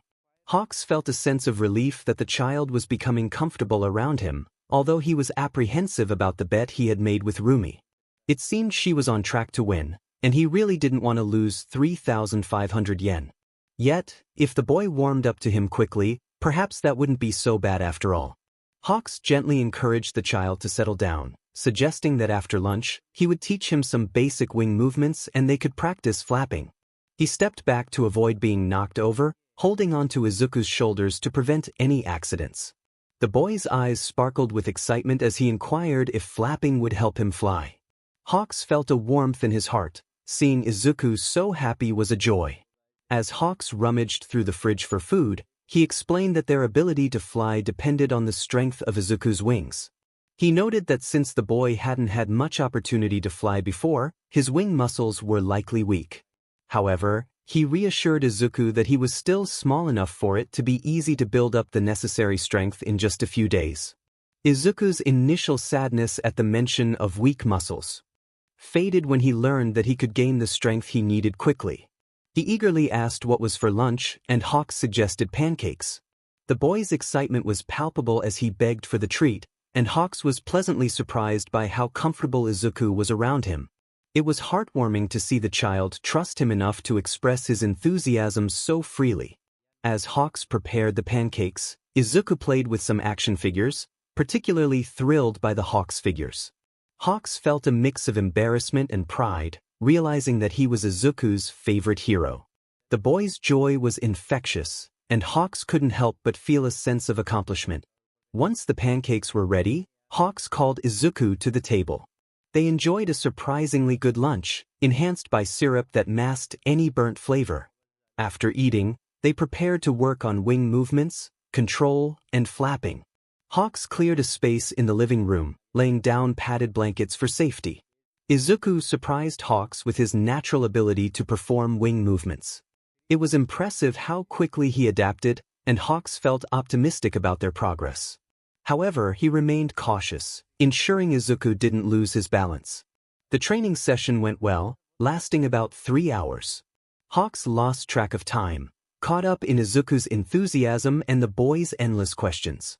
By the end, both were tired, and when Hawks suggested watching the third Star Wars movie, Izuku's eyes lit up with excitement. Hawks had anticipated that Izuku would enjoy the film, but he didn't expect the boy to become so enamored with the series. Watching Izuku react to the movie was a delight. He expressed every emotion vividly, even breaking down during intense scenes. Hawks found himself laughing at the boy's reactions, relieved that they could share this experience together. After the movie, Hawks ordered some chicken and began to remake the nest with Izuku.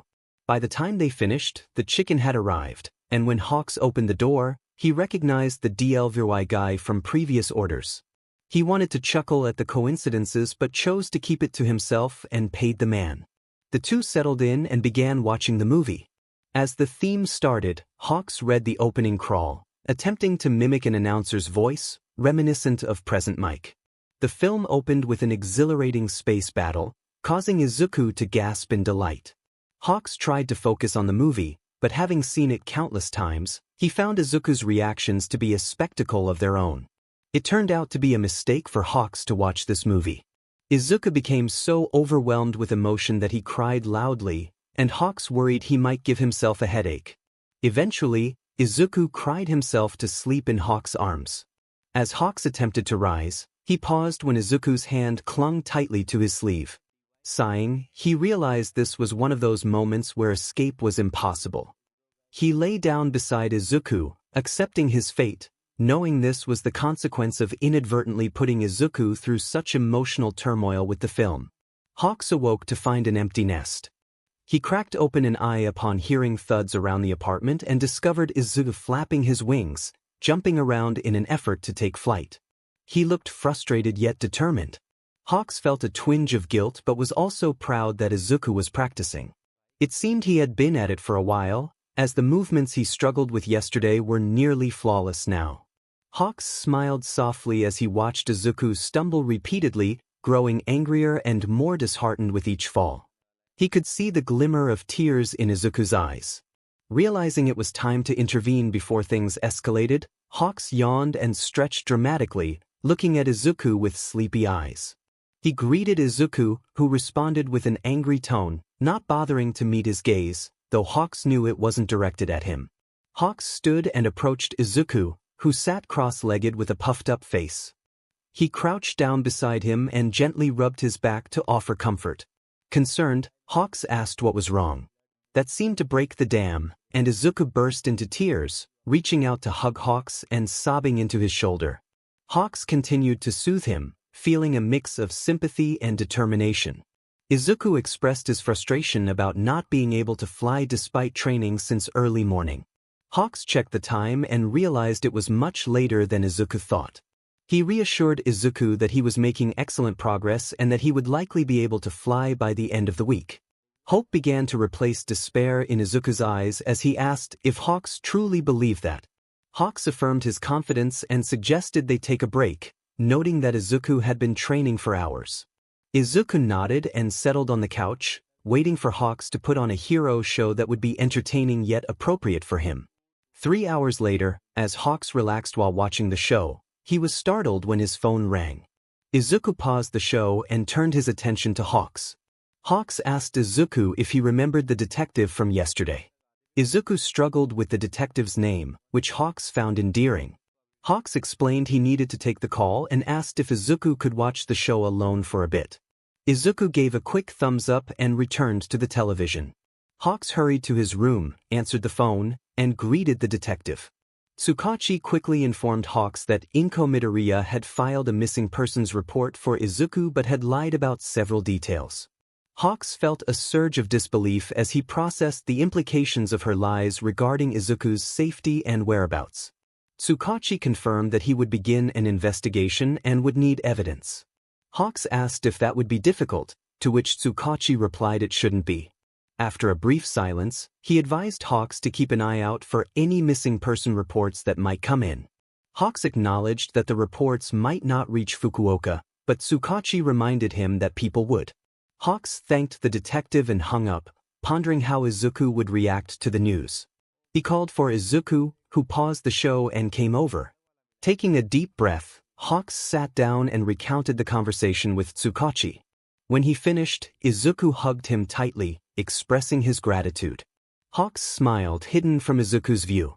Their moment was interrupted by a notification on Hawk's phone, causing him to release the hug. Glancing at the screen, he realized he had forgotten the significance of the day and felt the weight of impending consequences. He needed to find a way to keep Izuku safe, as he had not yet been able to foster him properly. Hawks instructed Izuku to hide in the vents, knowing it was the best option for the moment. Someone Hawks didn't want Izuku to meet yet was approaching, and he needed Izuku to stay put and remain completely still. Hawks asked if he could trust him, and although Izuku appeared frightened, he nodded in response. Hawks thanked him and opened the vent in the ceiling, placing Izuku inside with a blanket. He managed to close the vent and tidy up a bit using his feathers just before the doorbell rang.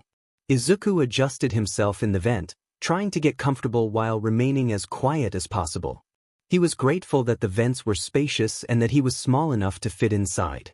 However, he wondered why Hawks wanted him to hide. When the doorbell rang, Izuku watched as Hawks brushed off his attire and straightened his wings. Looking more composed than Izuku had ever seen him. Hawks opened the door just before another knock could sound, but Izuku couldn't see who was there due to his limited view. He did hear a woman's voice, cold and commanding. She addressed Hawks with a tone that sent a shiver down Izuku's spine. The woman entered without waiting for an invitation, and Izuku felt uneasy. She reminded him of his own mother, who often made him feel sick to his stomach. The woman chastised Hawks for not keeping a proper schedule, her words dripping with disdain. Izuku frowned, feeling a surge of anger on Hawks' behalf. Why was she so rude to someone who was always kind to him?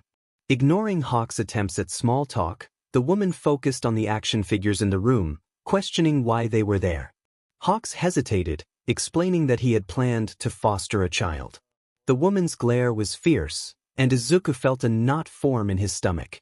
The woman demanded to know why Hawks had made plans without informing her. Izuku could sense the tension in the air. It was palpable. Hawks seemed to shrink under her gaze, but he stood his ground, trying to defend his decision. The woman expressed her disappointment, threatening to report Hawks for his actions. Hawks pleaded for a chance to explain himself, his heart racing. Izuku felt a wave of confusion wash over him. Had Hawks truly meant what he said?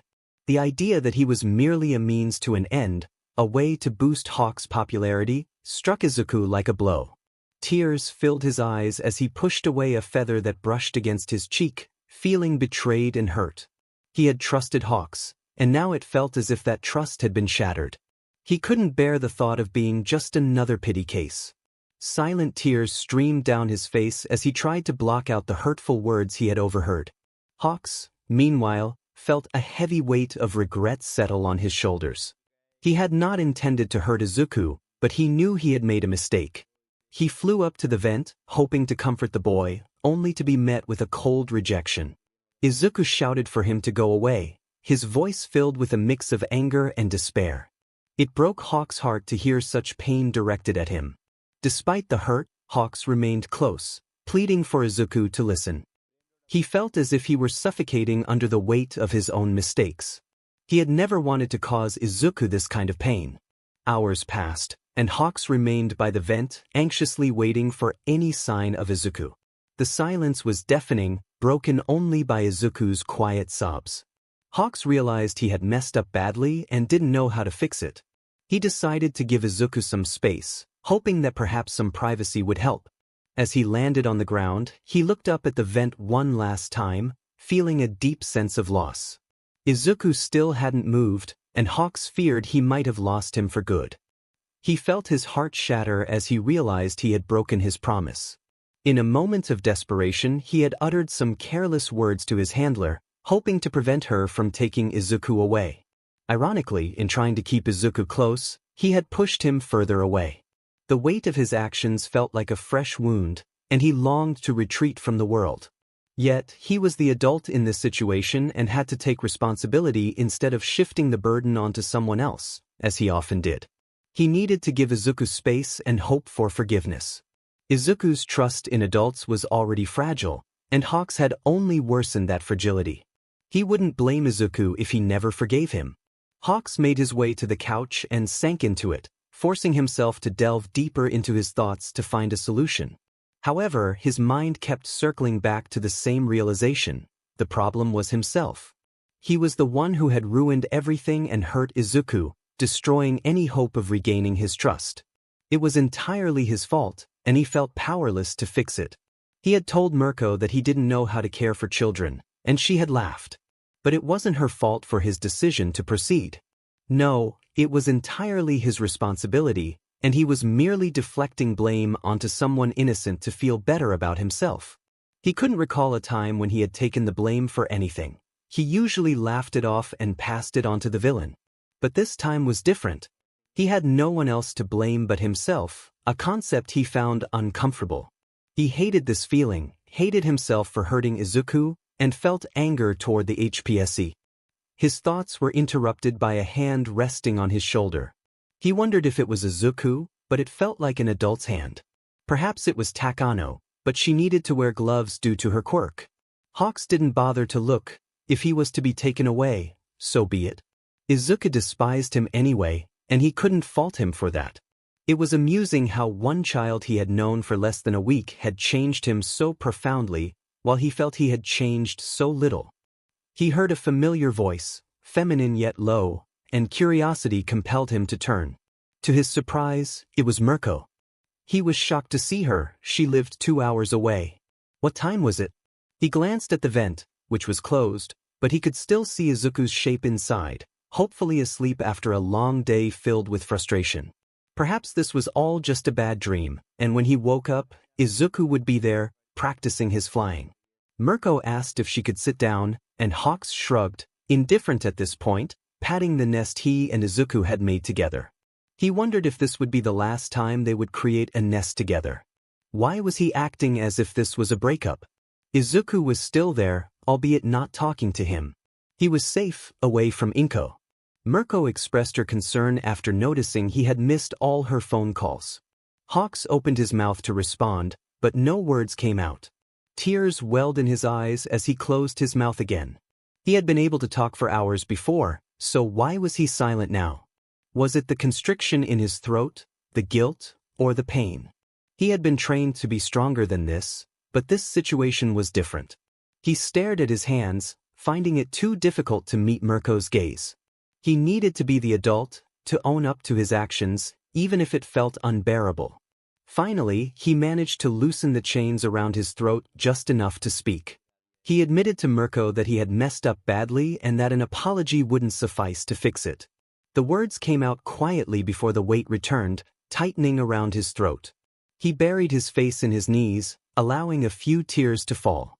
It felt like more than just a few tears, as the next thing he knew, 𝗵𝗃 was hugging him. He looked up to see her smile, a comfort he desperately needed. He leaned into her embrace, unable to stop the tears from flowing. Why was he the one crying? He was the one who had hurt Izuku. He shouldn't be the one shedding tears. The guilt surged within him. Time passed, and he felt terrible for seeking comfort while Izuku was up there, feeling betrayed and angry with him. He wouldn't blame Izuku. He hated himself too. 𝗵𝗃 gently asked if he was ready to talk about it. Hawks could only say that he had hurt Izuku, the words escaping before he could tighten the chains around his throat again. 𝗵𝗃 paused, acknowledging his pain. He wrapped his wings around himself, feeling foolish for indulging in self-pity when he should be the one comforting Izuku. They sat in silence, and Hawks struggled to contain his anger toward himself. He felt a surge of frustration, but it didn't replace the guilt. 𝗵𝗃 asked if he regretted what had happened, prompting him to reflect. He regretted it deeply, but he knew that Izuku, being so young and having been hurt before, wouldn't believe him. Hawks feared he would only be seen as another adult who had let him down. The guilt returned with a vengeance, and a single tear rolled down his cheek as he contemplated the situation. No words could express the depth of Hawks' regret. Rumi nodded slowly, encouraging him to continue. He had hurt Izuku while trying to protect him, using words he never meant. When Agent Takano arrived, desperation took over. He couldn't bear the thought of losing Izuku, and in that moment, he said something that caused pain. Hawks paused, the fresh memory stinging. 𝗵𝗃𝗀 understood the weight of his emotions and placed a comforting hand on his back, reminding him that apologies alone couldn't mend the situation, but actions could. 𝗧𝗵𝗲 lamented that his actions had caused the very hurt that shattered Izuku's trust in him. 𝗵𝗃𝗀 pressed on, asking if he would apologize 100 times if he could. 𝗧𝗵𝗲, with tears in his eyes, expressed that such apologies would lose their meaning for Izuku. 𝗵𝗃𝗀 then asked if he could promise never to hurt Izuku again. 𝗧𝗵𝗲 admitted he had already made that promise but felt he had broken it. 𝗵𝗃𝗀 challenged him, suggesting that if his words were meant to protect Izuku, then perhaps the promise wasn't truly broken. She explained that if his intentions were genuine, the promise was merely fractured and could be mended. A glimmer of hope sparked in 𝗧𝗵𝗲's heart as he considered the possibility of fixing it. 𝗵𝗃𝗀 encouraged him, stating that Izuku would likely understand and forgive him when the time was right. 𝗧𝗵𝗲 felt immense gratitude for Rumi's support, thanking her sincerely. In response, Rumi playfully punched his arm, and he rubbed the spot while catching her teasing remark. Suddenly, a noise from the vent caught their attention, and 𝗧𝗵𝗲 sprang to his feet, ignoring the dizziness from his quick movement. Izuku stood there, looking fragile, tears staining his face as he clutched a blanket. His hair was tousled, and his eyes were red from crying, yet there was a flicker of hope within them. Izuku had been trying to sleep but couldn't shake the conversation he had overheard. He struggled to comprehend that 𝗧𝗵𝗲 had not meant the hurtful words he had spoken. He had been trying to protect him. With determination, he opened the vent door, wincing at the noise it made. The two heroes turned toward the sound, and 𝗧𝗵𝗲's expression held an emotion that Izuku couldn't quite identify, something beyond sadness or anger. Gathering his courage, Izuku descended from the vent, using his wings to soften his landing. He focused on 𝗧𝗵𝗲, momentarily ignoring 𝗵𝗃𝗀. The silence between them felt heavy until Izuku blurted out his question, seeking reassurance. 𝗧𝗵𝗲 looked at him, his eyes filled with guilt and hope, and affirmed that every word he had spoken was sincere.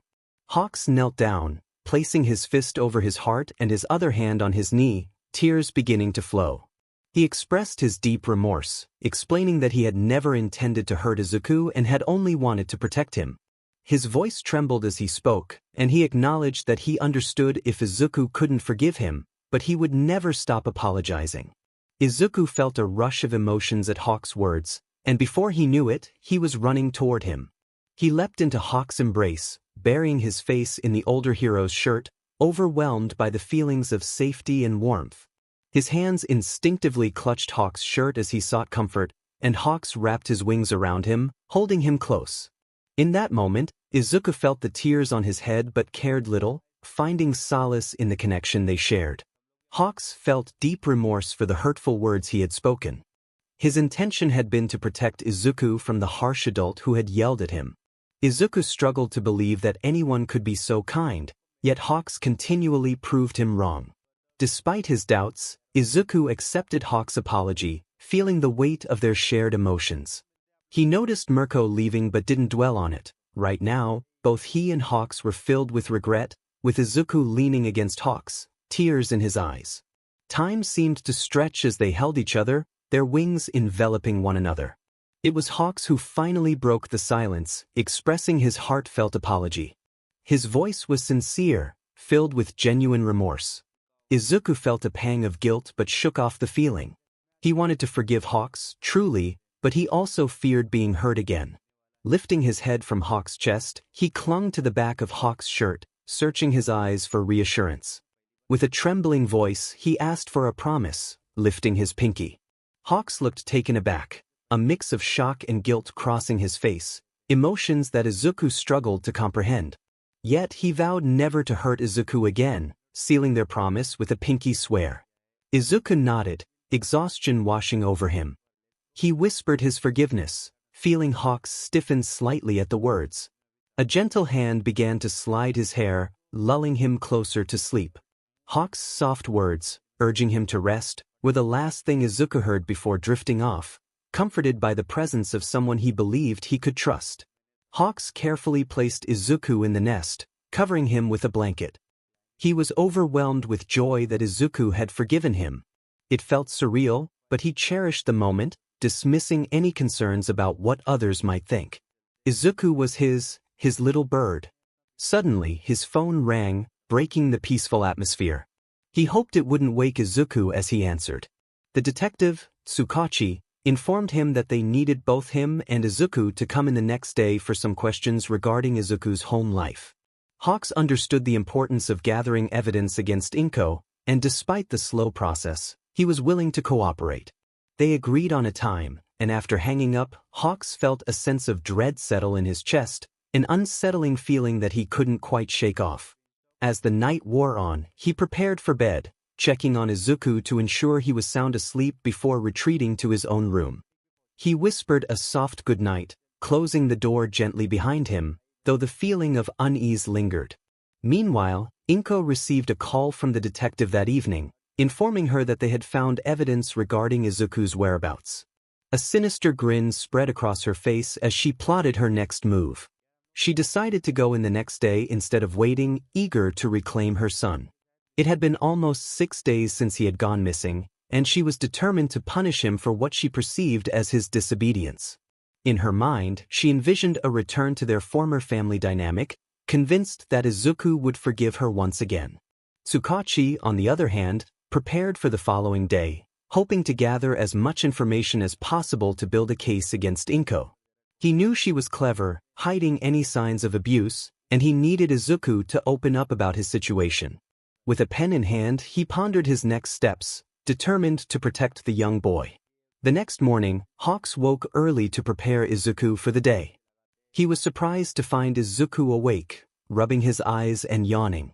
A pang of concern struck him as Izuku flinched, a reminder of the previous day's events. Although Izuku had forgiven him, Hawks sensed that trust would take time to rebuild. He was committed to earning that trust back.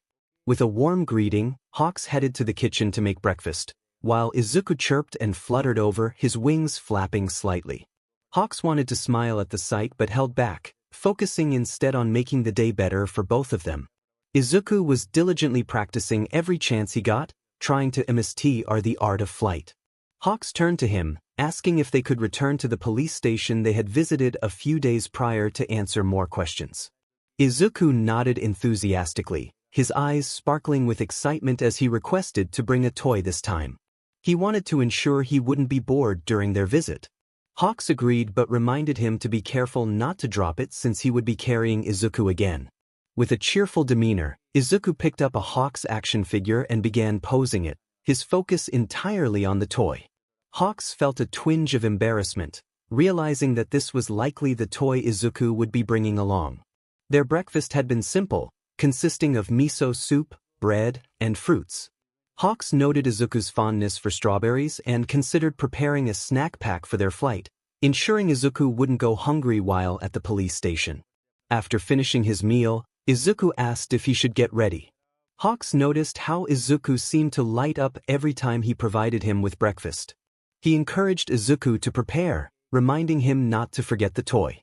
Hawks contemplated packing a bag with snacks and toys, even a blanket for Izuku in case he grew tired. The realization struck him that he was taking on a parental role, which was a bit overwhelming for someone so young. The two arrived at the police station just after noon, and Hawks felt relieved that he had packed the bag with essentials to keep Izuku entertained. However, he observed Izuku becoming captivated by the officers, filling his notebook with notes on quirks. Hawks wondered if his preparations were necessary, but he couldn't shake the feeling of unease that had settled within him. He felt increasingly anxious, scanning the room as if he couldn't trust anyone. As Izuku frowned at the lack of officers, Hawks decided to pull out the toy he had seen earlier, knowing it would likely lift Izuku's spirits. Shortly after, Detective 𝗧𝗂𝗁 emerged, ready to guide them, but just then, a woman entered the room. She was short and plump, her hair in a messy bun, and her bright green eyes sparkled with an unsettling intensity. Hawks recognized her immediately. She was Midoriya, Izuku's mother. Didn't notice them at first, allowing Hawks to silently question 𝗧𝗂𝗁 about her presence. The detective appeared startled, indicating that her arrival was unexpected. Hawks glanced at Izuku, whose expression shifted to one of shock and fear, tears welling in his eyes as he instinctively hid his wings. 𝗧𝗂𝗁's voice rang out, calling for her son, and Hawks turned to see her face light up with a smile that sent chills down his spine. He understood now why Izuku had such a complicated relationship with smiles.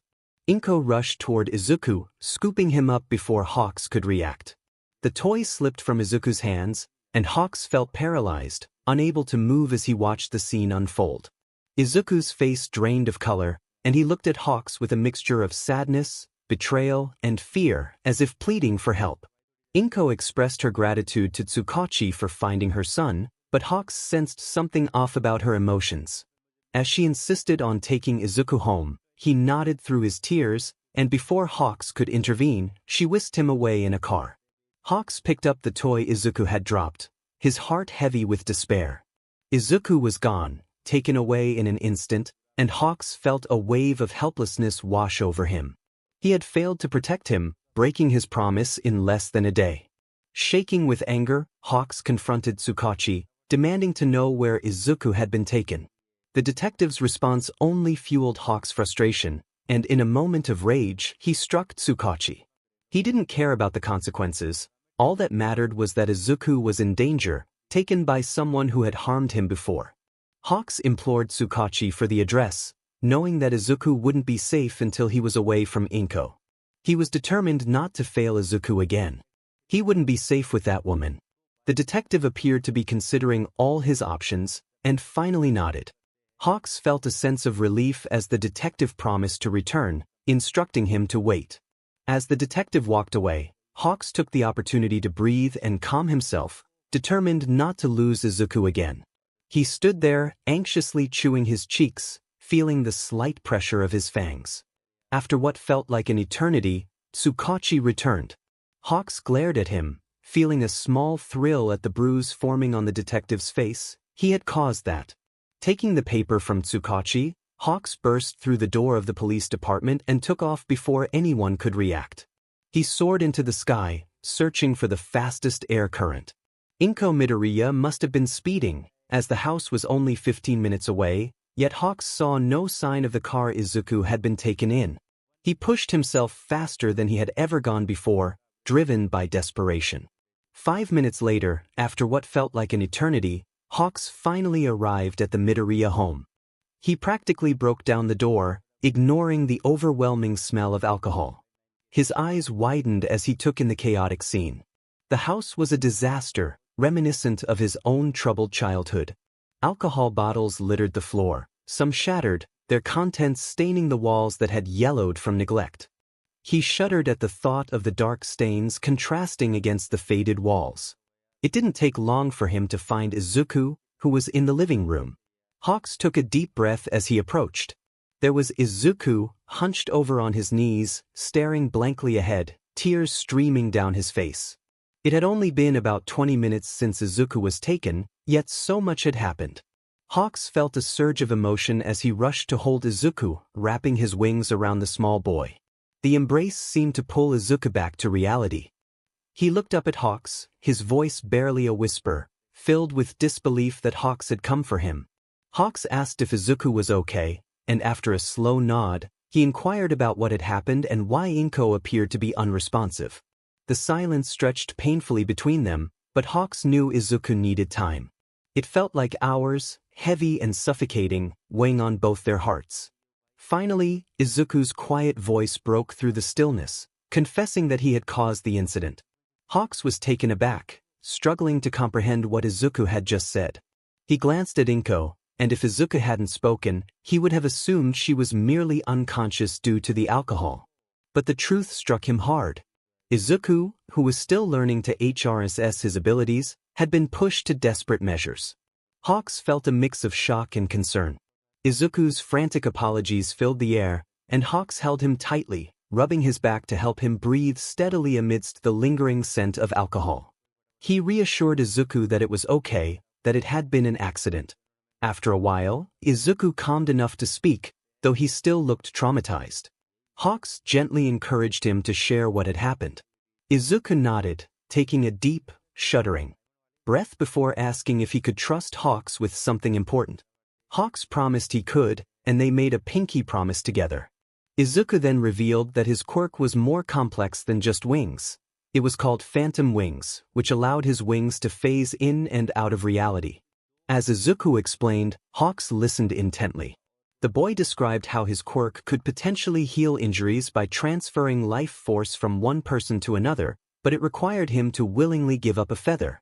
The realization hit Hawks hard. Izuku had tried to heal himself, and the closest person had been Inko. Hawks felt a surge of anger and concern.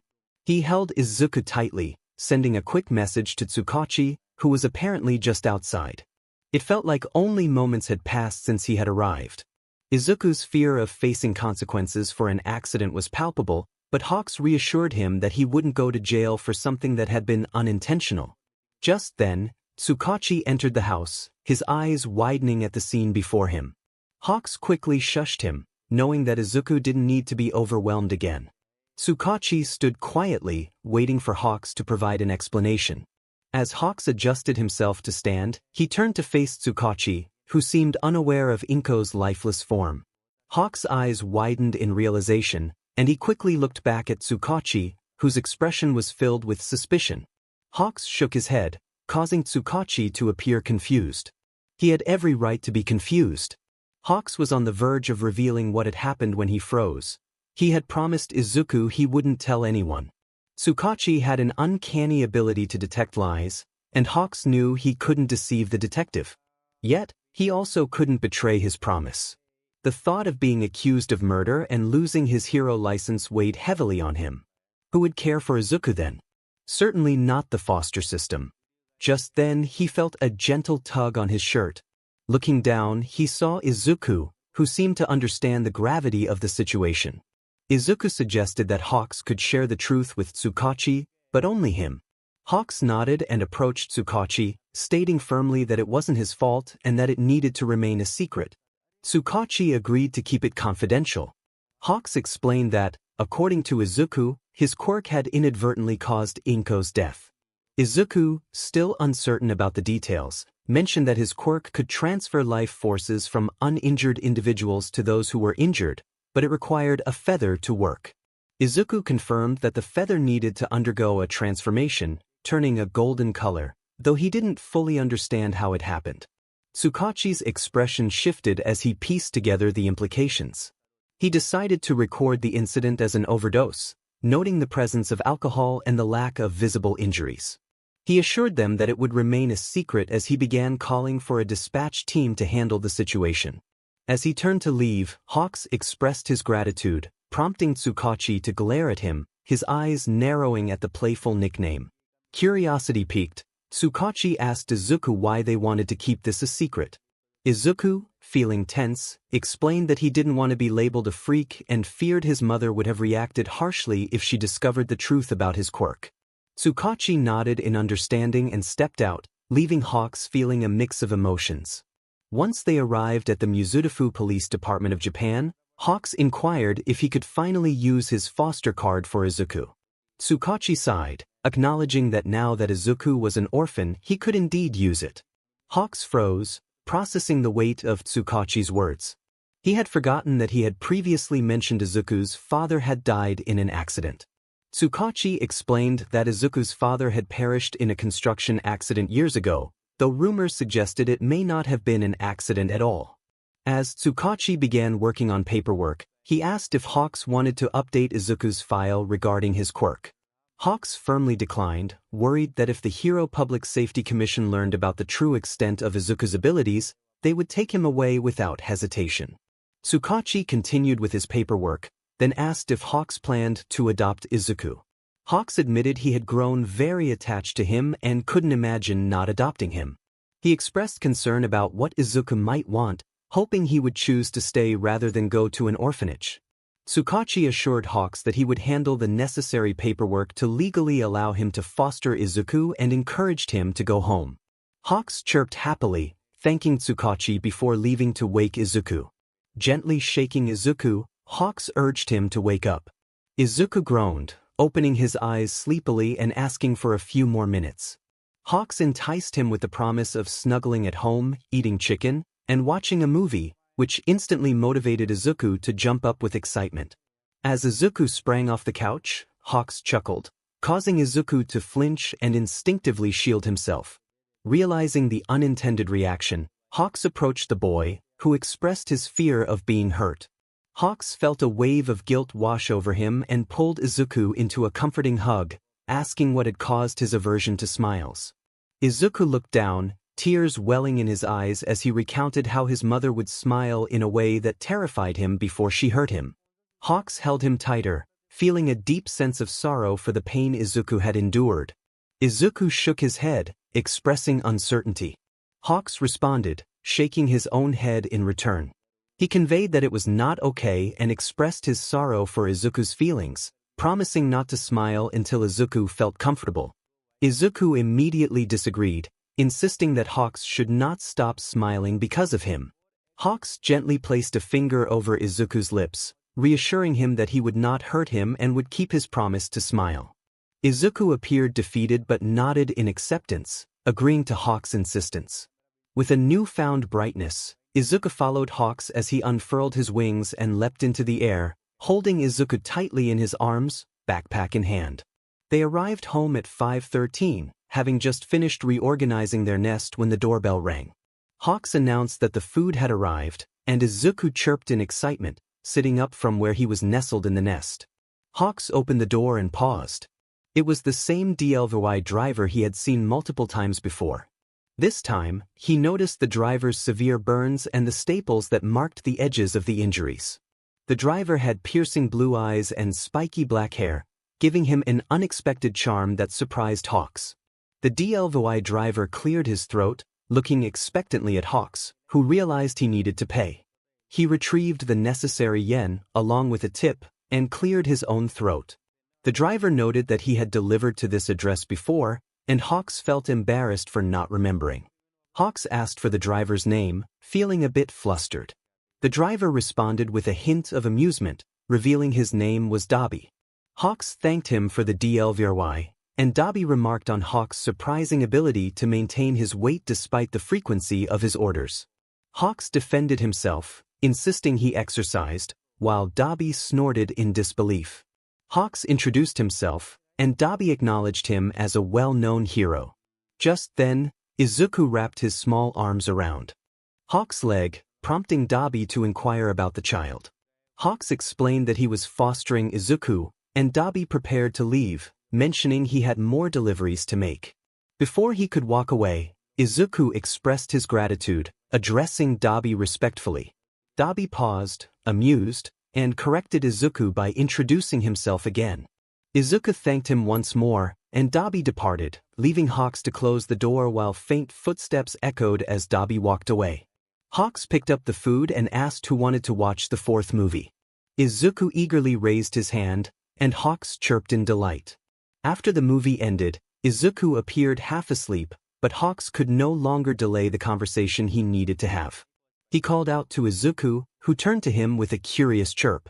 𝗧𝗓 hesitated, then asked how Izuku would feel about being adopted. Izuku's eyes widened, fully awake now, and he sought clarification about being part of 𝗧𝗓's family. 𝗧𝗓 nodded, feeling a mix of nervousness and hope as Izuku began to cry. He reassured Izuku that he truly wanted him as his child. Izuku, overwhelmed with emotion, crashed into 𝗧𝗓, who felt a rush of joy at the sight of Izuku nodding enthusiastically. 𝗧𝗓 confirmed that he wanted to adopt him, and Izuku, after regaining his composure, joyfully agreed. 𝗧𝗓 felt an overwhelming happiness, as if he could soar to the moon and back. He embraced Izuku tightly, expressing his gratitude. That night, they fell asleep in each other's arms, both feeling a sense of belonging and joy. 3 days had passed since 𝗧𝗓 had asked Izuku about adoption, and he had been busy completing the necessary paperwork to make it official. When he was awakened by loud chirping at 7:05 in the morning, having only just fallen asleep 2 hours prior, he felt a wave of concern. In his groggy state, 𝗧𝗓 sharpened a feather into a katana feather and rushed out of his room. He called out for Izuku, his heart racing with worry. The stress of potentially losing him again was overwhelming. Izuku's voice rang out from above, and 𝗧𝗓 looked up, covering his mouth to suppress a smile. He was careful not to show his happiness, knowing that Izuku was still nervous around smiles. Hawks praised Izuku for flying, marveling at how well he was doing. Izuku landed on Hawks' back, gripping his wings and the back of his head, and Hawks felt a surge of pride and joy at his progress. They were gentle, the claws dull. Izuku expressed his fatigue, mentioning that he had been practicing since he woke up. Hawks nodded in understanding, acknowledging the effort it took to stay airborne, especially for someone just learning to fly. He noted that Izuku's wings would primarily focus on keeping him in the air, without the advanced maneuvers that Hawks could perform. Izuku landed on the ground, a slight pout on his face as he concealed his wings. He wondered if he would soon be able to fly like Hawks. Hawks shook his head, explaining that Izuku had a different wing type, which would allow him to glide longer with less flapping. While he might not be as fast, he could achieve smoother turns. Izuku's eyes sparkled with excitement at the prospect of gliding, although he questioned if that truly counted as flying. Hawks clarified that gliding was a method of flying that conserved energy compared to constant flapping. Izuku pondered this, then began to examine Hawks' wings. Hawks spread one wing to demonstrate, and Izuku compared it with his own, eventually grasping the differences. His eyes lit up with understanding, and he thanked Hawks before fading his wings away and rushing off to his makeshift room. After recent events, they finally managed to get a bed for him, which felt like a miracle. Hawks chuckled to himself, feeling proud of his little fledgling. He stood for a moment longer, hearing faint thuds as Izuku practiced again, his determination reminiscent of Hawks' own younger days. With a sigh, Hawks headed to the kitchen to prepare breakfast, knowing there was no point in going back to sleep. As he looked out at the cityscape, watching the sunrise paint the buildings in golden light, he resolved to help Izuku train more with flight and wing movements now that Izuku's wings could support his body weight. In the kitchen, Hawks decided to make something more balanced than the usual eggs and pancakes. He pulled out his phone and was surprised by a notification. It was an email. Scrolling through his inbox, he quickly found what he was looking for, despite the chaos of his unorganized mail. A smile spread across his face as he read the message, and by the end he was grinning widely. He had been approved to foster Izuku, and this called for a celebration. He decided to order chicken for dinner that night. As he thought about the 𝗬𝗧𝗵𝗲, his mind wandered to 𝗬𝗵𝗲, the 𝗬𝗧𝗵𝗲 guy. Why did he care? He didn't even know the man. Later that evening, Hawks found himself stammering as he faced 𝗬𝗵𝗲, who was glaring at him. 𝗬𝗵𝗲 questioned why Hawks had ordered chicken for the 6th time that week, expressing concern about his diet, especially with a child to care for. Hawks fumbled for words, trying to explain, but 𝗬𝗵𝗲 interrupted him again, pointing out the absurdity of ordering so much chicken. Feeling overwhelmed, Hawks handed over the money and took the chicken, deciding to try again another time. The very next day, 𝗬𝗵𝗲 returned, glaring even more intensely. He confronted Hawks about the excessive chicken orders, emphasizing that it couldn't be healthy for Izuku. 𝗬𝗵𝗲's valid questions left Hawks speechless, despite having rehearsed his answers. Taking a deep breath, Hawks finally explained that neither he nor Izuku consumed all the chicken. He mentioned that he also distributed it to homeless individuals in the area.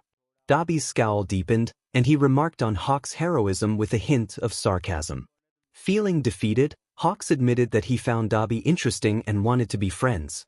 As he counted out the yen to pay, he missed the surprise on 𝗬𝗵𝗲's face.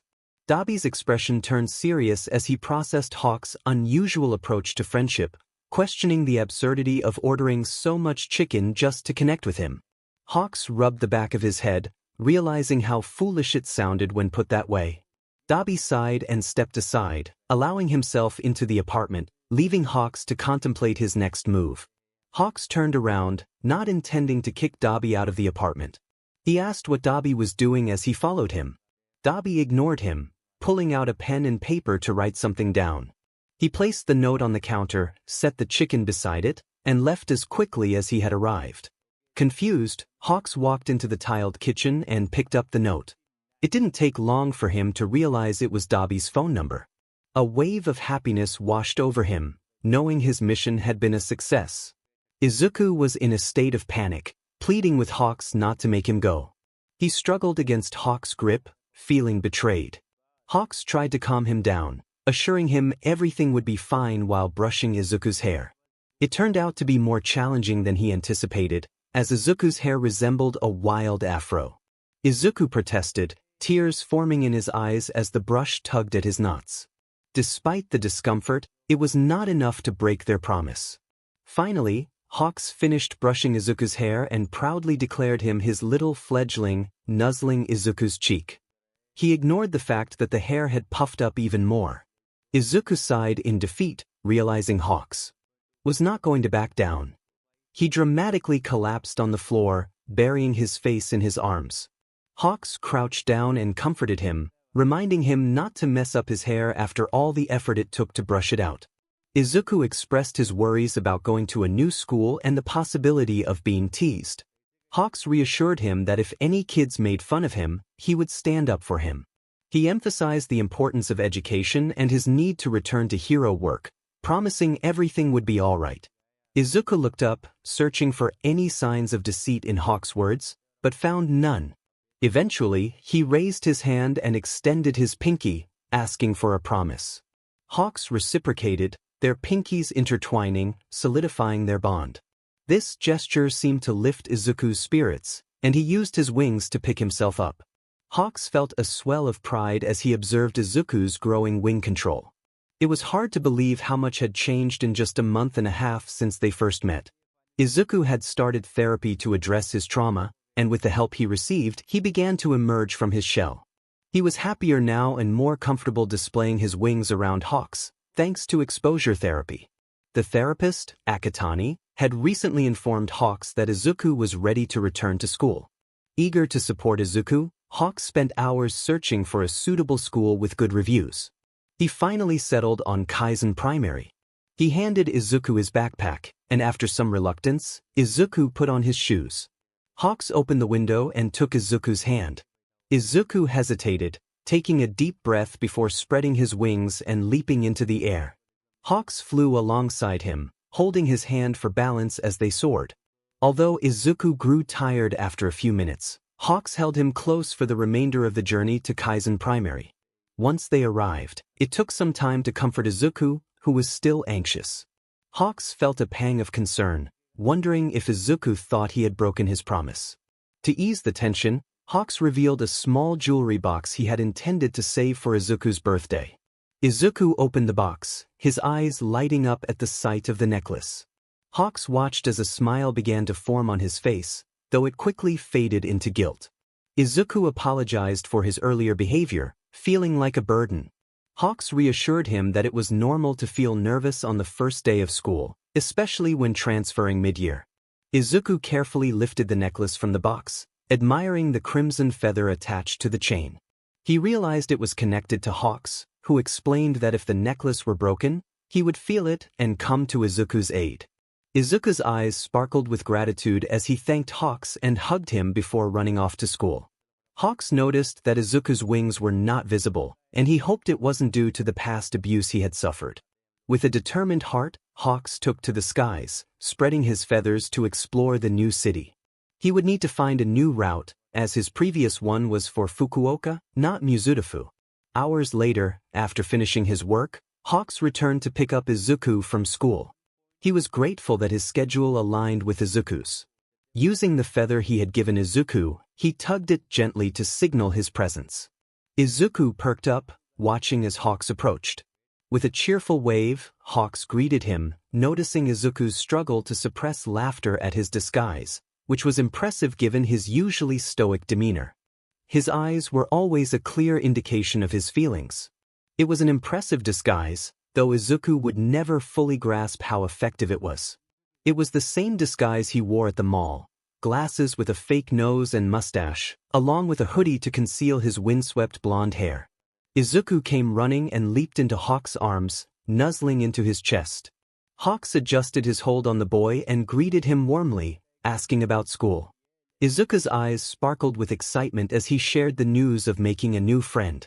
Hawks nuzzled Izuku's neck, expressing his confidence in the boy's ability to make friends. Izuku eagerly revealed that his friend's name was 𝗬𝗓𝗄𝗓, though she preferred to be called Tsu. He described her deep green hair and how her quirk gave her a frog-like appearance. He animatedly recounted their adventures at the playground, where 𝗧𝗏 had used her long tongue to lift him to the roof, marveling at her strength and enthusiasm. He mentioned that she wanted to be a hero too, with the hero named 𝗵𝗃𝗲, and they both aspired to attend you together.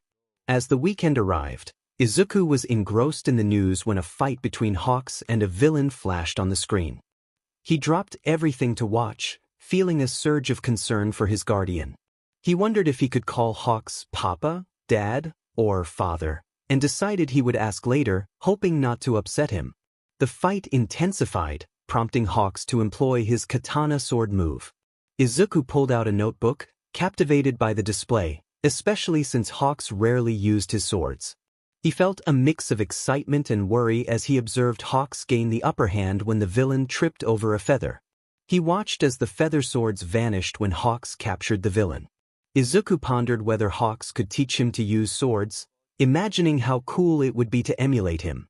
Yet, a flicker of fear crossed his mind, worrying that Hawks might react negatively, unlike his mother, Inko. Over time, he had begun to see Hawks as his new standard for a parent. After an anxious hour of waiting, biting his nails and tugging on his feathers, Hawks finally returned home. Izuku rushed to him, wings fluttering with relief, and leaped into his embrace. Hawks caught himself just in time to prevent both of them from toppling over. Izuku looked up, concern etched on his face as he asked about the fight he had seen on television. Hawks reassured him, chirping playfully and insisting he was fine, but Izuku searched his face for any signs of deception and, finding none, finally relaxed. As Hawks prepared dinner, Izuku followed closely, not wanting to lose sight of him. He felt a thrill at the thought of dinner, noting that Hawks had been improving his cooking skills and seemed to genuinely enjoy it when he had the time and energy to prepare meals. After they finished eating, Hawks noticed that Izuku had been unusually quiet since his return. He wondered if he had done something wrong. He had been truthful about not being injured, the villain's quirk was close range, and he had been careful not to take unnecessary risks now that he had a child to look after. Hawks observed Izuku playing with action figures, particularly the Hawks action figure that he carried everywhere. Concerned, he asked if something was bothering him. Izuku tensed and nearly dropped the cherished toy, causing Hawks' heart to sink. He took great care of that figure, and the thought of Izuku losing it worried him. Izuku insisted it was nothing, but Hawks could sense the unease beneath his words. He pressed gently, reminding Izuku that he could share anything with him and that trust was important. Izuku's guilt was palpable as he hesitated, finally expressing his fear that Hawks might be angry with him. Hawks reassured him that he would never be mad unless it involved something extreme, like blowing up a building. Izuku looked confused at the mention of such an act, prompting Hawks to clarify that it was illegal and would indeed upset him. After a moment, Izuku revealed that he had been watching the fight and was curious about the feather swords Hawks used. He stammered, asking if Hawks could teach him to fight with swords like his. Hawks froze for a moment, contemplating Izuku's request. It wasn't surprising that Izuku wanted to learn how to fight with swords someday. However, it felt a bit premature. Hawks agreed to teach him but insisted that Izuku had to wait until he was at least 10. He counted on his fingers, realizing that if Izuku was 8, that meant he had a year and 2 months to go. Izuku bounced on his feet, filled with enthusiasm. Hawks's eyes widened in surprise when he realized Izuku's birthday was so soon. He recalled how Izuku had mentioned it when they first met, but the timing still caught him off guard. He asked if Izuku was excited, but then noticed the panic in Izuku's expression.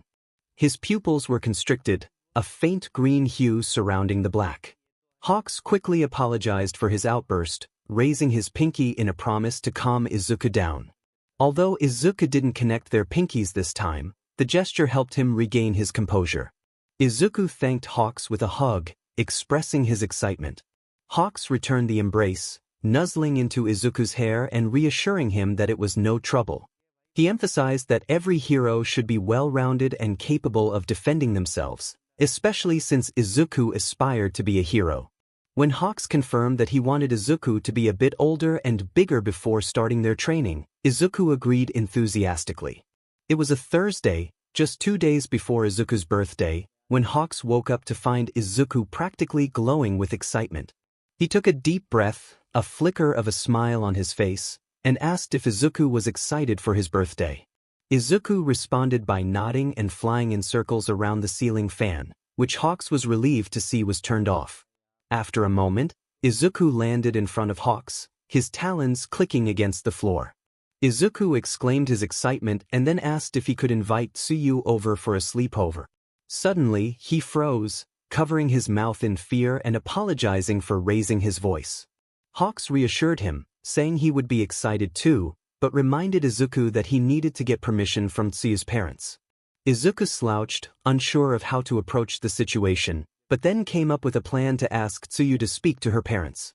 Hawks suggested that Izuku give Tsuyu an invitation with their address, and Izuku agreed before rushing off to get ready for school. Izuku created the invitation, adding green glitter, which ended up making a mess.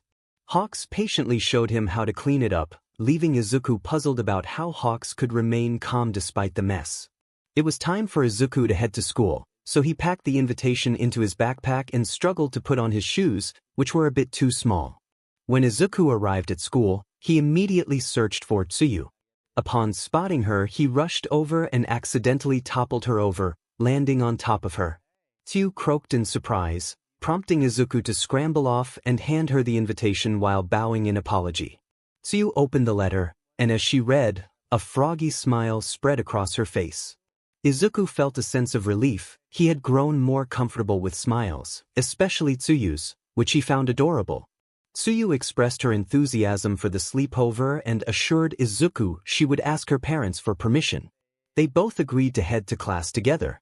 The next day, Tsuyu approached Izuku with a smile, sharing that her parents had agreed to let her come, but only if they could meet Izuku's dad first. Izuku's heart sank at the mention of his parents. He hesitated, realizing he only had Hawks, who was fostering him.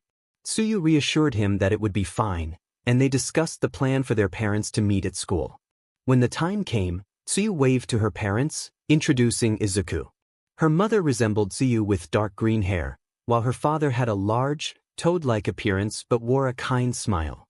Tsuyu's mother greeted Izuku warmly, expressing how wonderful it was to see Tsuyu with such a kind friend, especially since she hadn't talked much about her friends before. Tsuyu's father nodded in acknowledgement. Izuku introduced himself, feeling a bit flustered.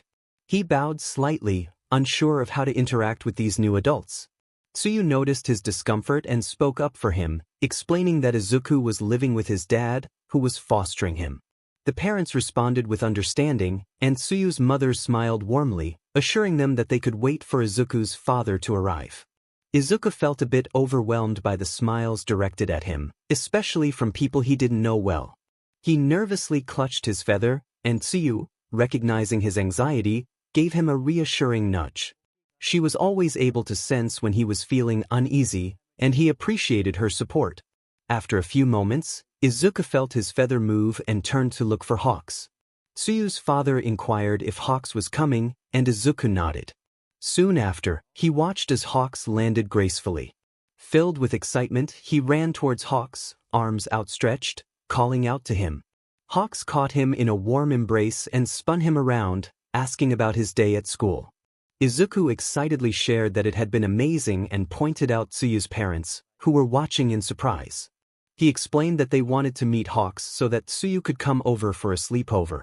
Hawks approached Tsuyu's parents, and after bowing, introduced himself with a friendly smile. They introduced themselves in return, and Tsuyu eagerly asked if she could go to Izuku's house for the sleepover, her eyes wide with excitement. Hawks assured them that he would take good care of Tsuyu, and the parents agreed, asking about a pickup time. Hawks replied that they could come whenever they felt like it.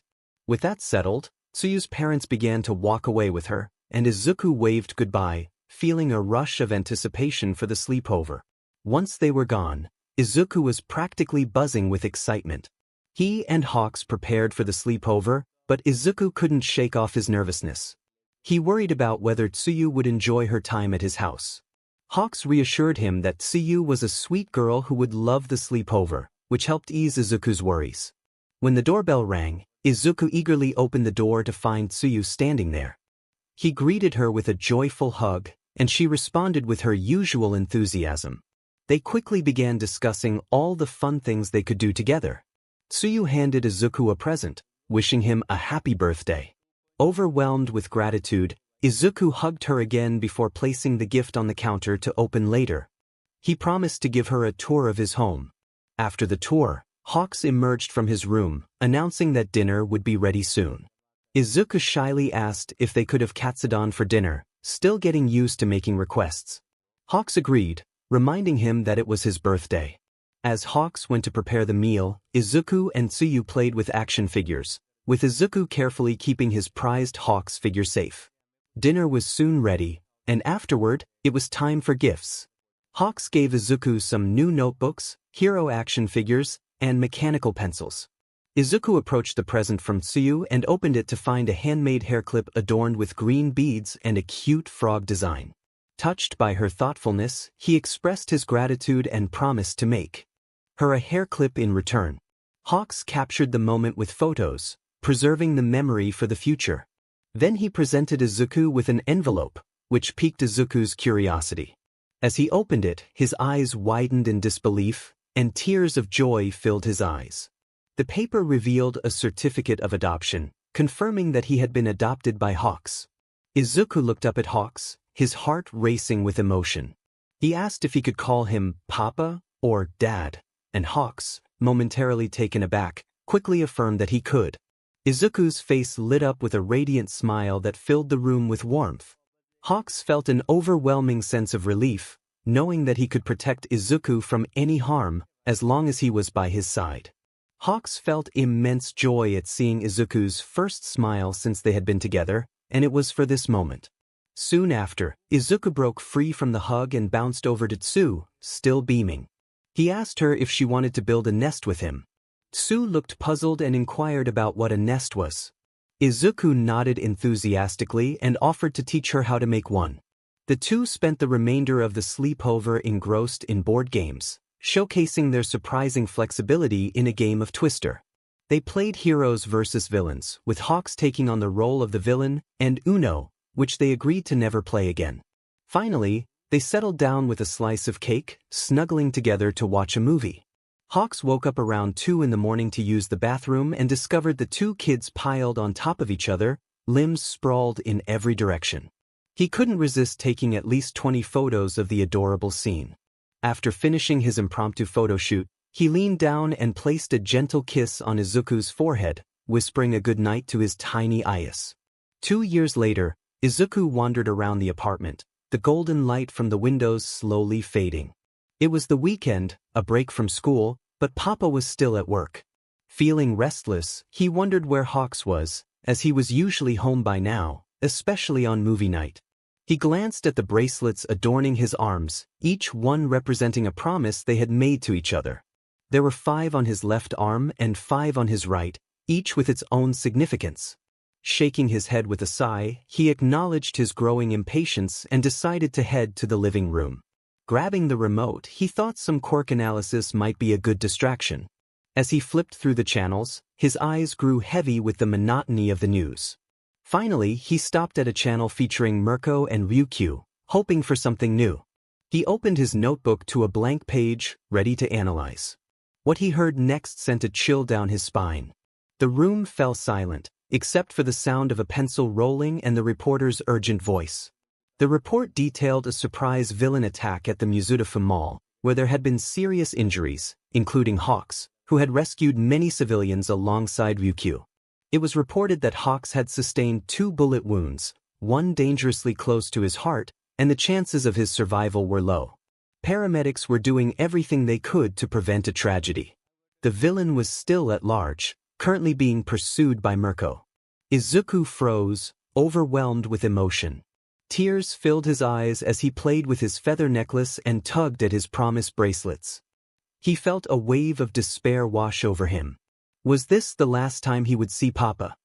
He broke down, collapsing onto the cold floor, feeling the weight of the possibility that his home might never again be filled with 𝗧𝗵𝗲's warmth. Grief tore at him, leaving him feeling as if he were being ripped apart. He covered his face with his hands, seeking solace in the darkness. The room felt suffocating, like a cage with clipped wings. His vision blurred with tears, and he wished desperately for the sound of the doorbell. hoping it would be Hawks returning. But when he looked up, he realized it was only the ringing in his ears. He didn't think it was possible to cry harder, yet the tears continued to flow. After about 15 minutes, he had a startling realization as he stared at the violet promise bracelet snug on his wrist. He understood the true meaning of a promise. They were coming. Hawks had warned him about it since his adoption. Fear replaced some of his despair, creeping from his wings to his core. The HPSC had shown interest in him during the adoption process, and he didn't want to become a pawn in their game. He had promised Hawks he would stay safe and alive, but how could he do that if they were coming for him? He needed to escape, but where could he go? Sue's place was out of the question. He couldn't risk putting her in danger. Shaking his head, he focused on logic rather than fantasy. Taking deep breaths, he reminded himself that he didn't have time to cry. Papa was not dead. He wouldn't die. He believed that. He rushed to his room, packing essentials into the yellow backpack Hawks had bought him for school. He included clothes, a small blanket, a first aid kit, a toothbrush and toothpaste, making sure everything fit tightly. In the kitchen, he grabbed water bottles and protein bars, but tears flooded his eyes again. He couldn't stop thinking about Hawks. His dad was injured, and Izuku felt helpless knowing he couldn't visit him. He needed to ensure Hawks woke up safe, free from the threat of being captured and forced to train like a hero. But what if Hawks didn't make it? The thought of being alone was unbearable. Taking another deep breath, he focused on the present. Looking down at his necklace, he managed a small smile, feeling a flicker of hope. He had become a bit more comfortable with smiling over the past 2 years, and he would hold on to that as he prepared for whatever lay ahead. Therapy could only assist someone to a certain extent, and it had helped Izuku, even if just a little, with his fear of smiling, which the therapist had called something complicated. He struggled to recall the term. Smiling still unnerved him, and he found it difficult to meet the eyes of strangers when they smiled at him. However, he could manage a small smile and handle the smiles of those he loved. Just Sue, maybe Dobby, and Papa. Oh, and Aunt Mirko as well. He froze when he heard the front door knob shake rapidly. It was still locked, but presumably not for long. The thought that they were already here sent a wave of fear through him, prompting him to dash to his room as quickly as possible. The front door burst open, and unfamiliar voices filled the air. A fresh spike of emotion gripped Izuku's heart, momentarily freezing him in place. He could hear them searching the rooms with urgency. The voices in the living room jolted him back into action. Time was running out. He slung his bag over his shoulder and took one last look around his room, knowing it would be a while before he could return. He trusted Papa to come back for him, to love him. His gaze fell on the Hawks action figure he cherished, a comforting reminder of Papa during his patrols when Izuku returned from school. He couldn't leave it behind. He couldn't leave Papa.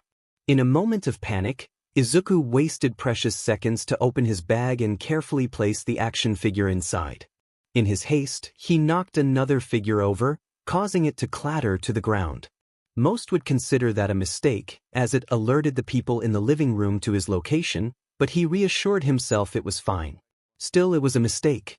His heart raced in his chest, the sound of BLD rushing in his ears as he hurried to open the window.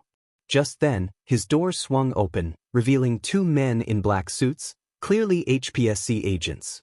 Frantically, he struggled to unlock the window, his fingers trembling in desperation. Izuku had been confused for a long time about why Hawks avoided discussing the HPSC, hero laws, or the training required to be a hero. It wasn't until Hawks was injured on the field that he finally revealed the truth. Izuku had wanted to confront those who hurt his dad, but at 9.5, he knew that was impossible for many obvious reasons. His focus slipped for just a moment, and that was all it took for one of the men to immobilize him. He felt a wave of panic as he realized he couldn't move. Was this a quirk? He was paralyzed, but it only lasted a few moments before the second man seized him, holding him firmly in place. Izuku wanted to cry out, but he couldn't. He was caught and hadn't even made it out the window.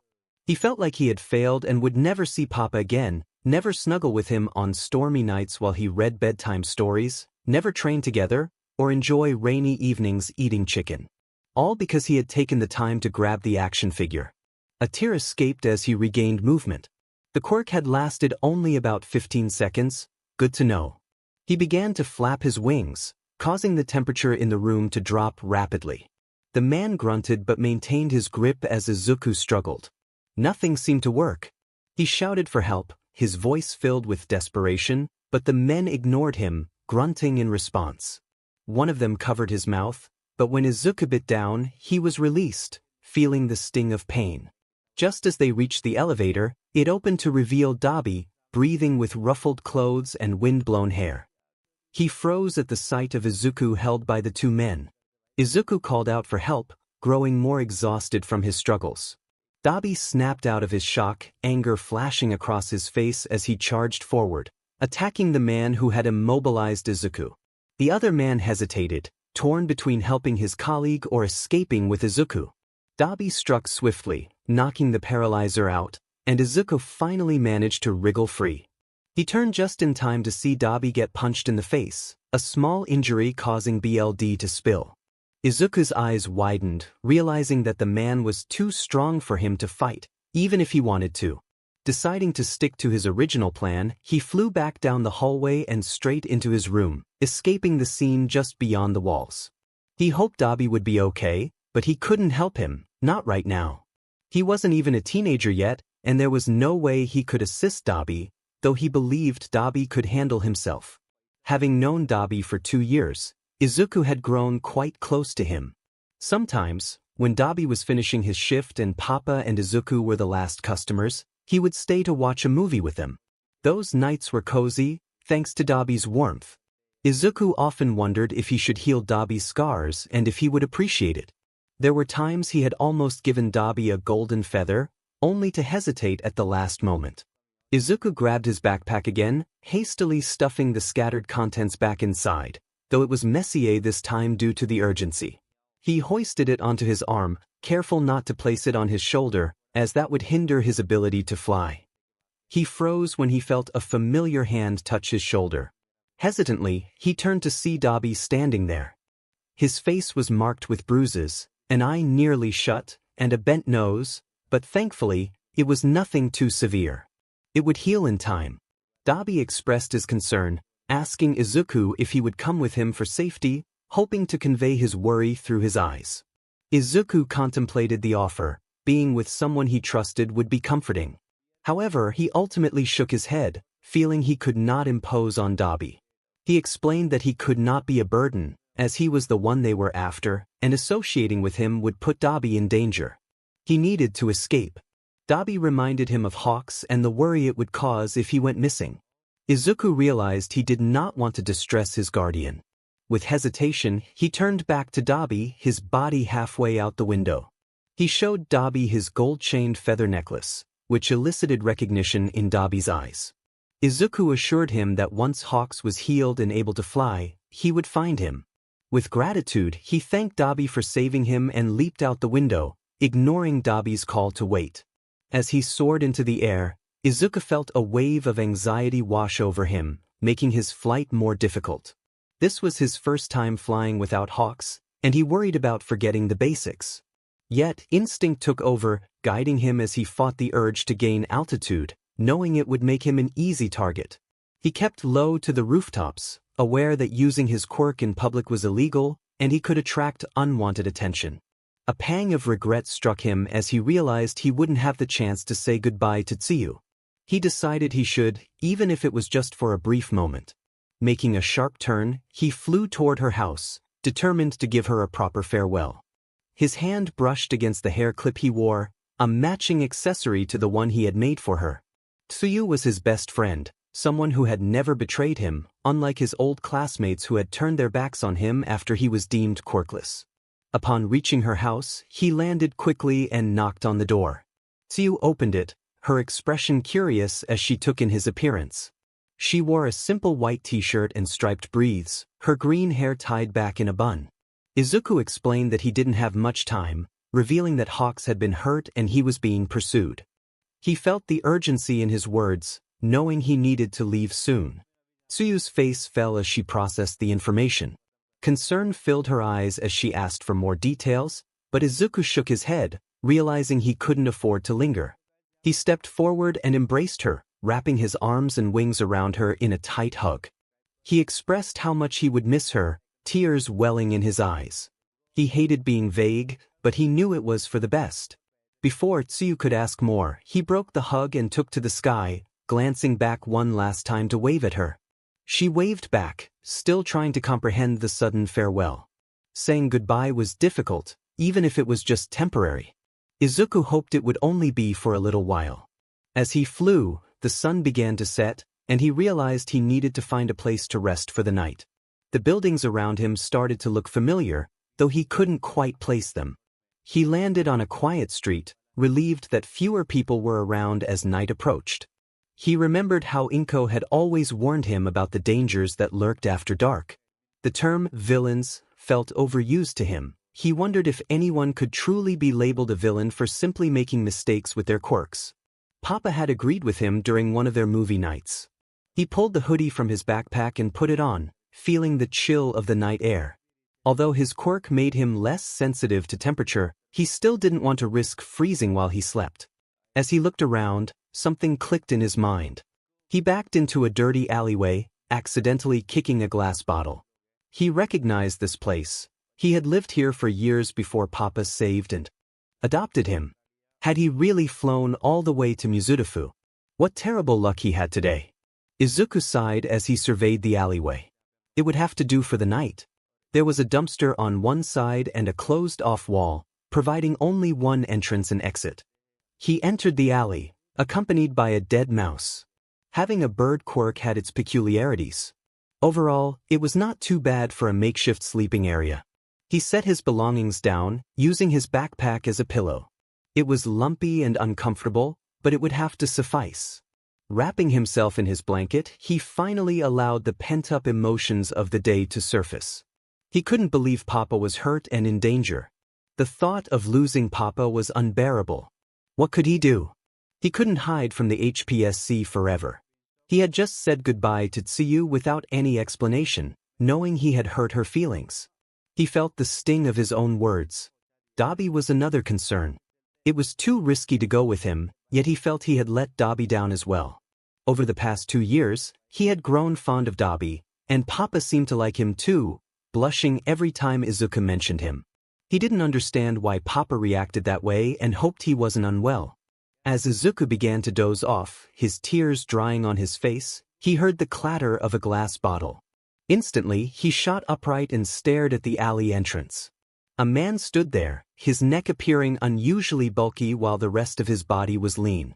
His wild hair seemed to defy gravity, sticking out in all directions. The man appeared to be looking directly at Izuku, and even in the dim light, he could see the hair falling over his thick neck. The man's voice was gruff and deep, but there was an unexpected gentleness beneath it. He asked what Izuku was doing there. Izuku felt a wave of panic. Had he been discovered already? How had they found him so quickly? Was it a speed quirk or teleportation? Fear surged through him, and he knew he had to keep moving to avoid being caught. The man was getting closer. Izuku pressed himself against the corner of the alley, his exhaustion clouding his judgment. The man with the bulky neck squatted down and pulled something from his pocket. Izuku instinctively grabbed his backpack in self-defense, ready to throw it. He scolded himself for not packing an actual weapon. He had trained with swords for about a year and felt comfortable with them, but now he was unarmed. Even a kitchen knife would have been useful, but he hadn't thought to bring one. The man revealed a flashlight, and Izuku realized it wasn't a weapon but a tool. The flashlight clicked on, and Izuku squinted, losing focus on the man. It was clever to use a flashlight. He noted that for future encounters. The man stood there, simply observing him. Izuku wanted to hide his face with his backpack, but that would mean losing sight of the man's actions. Flashlights were indeed useful, and he made a mental note to remember this. The man reiterated his question, assuring Izuku he meant no harm. However, he didn't mention anything about not taking him away, which made Izuku tense, ready to flee. The man seemed to notice his anxiety and froze. Before he could speak again, the sound of a car interrupted them. A black car with tinted windows pulled up, and 2 men in suits emerged. They had found him. The man with the bulky neck stood up and confronted the newcomers, demanding to know who they were. The suited men ignored him and advanced toward Izuku. Panic surged as he felt his wings manifest, flapping around frantically. He felt trapped, looking down to see he was tangled in a scarf. His wings were no longer visible, and the two men were knocked out. Had he gotten tangled in a clothing line? No, the scarf led back to the man with the bulky neck, who no longer appeared bulky. Izuku landed on the ground and noticed the flashlight that had fallen, illuminating the man with the scarf. This man had medium-length, unruly black hair and wore baggy black clothing adorned with pouches. His long scarf wrapped around Izuku, and he wore bright yellow goggles. This was all strangely familiar to Izuku. Izuku felt a strange sense of familiarity with the man before him, but he couldn't quite place it. The man asked if he was okay, expressing concern that others seemed to be after him. Izuku was at a loss for words, waiting to unravel the mystery of the man's identity. Could it be that this man had taken down the attackers? It seemed likely, which raised the question of whether he was truly an ally. The man sighed, as if sensing Izuku's hesitation.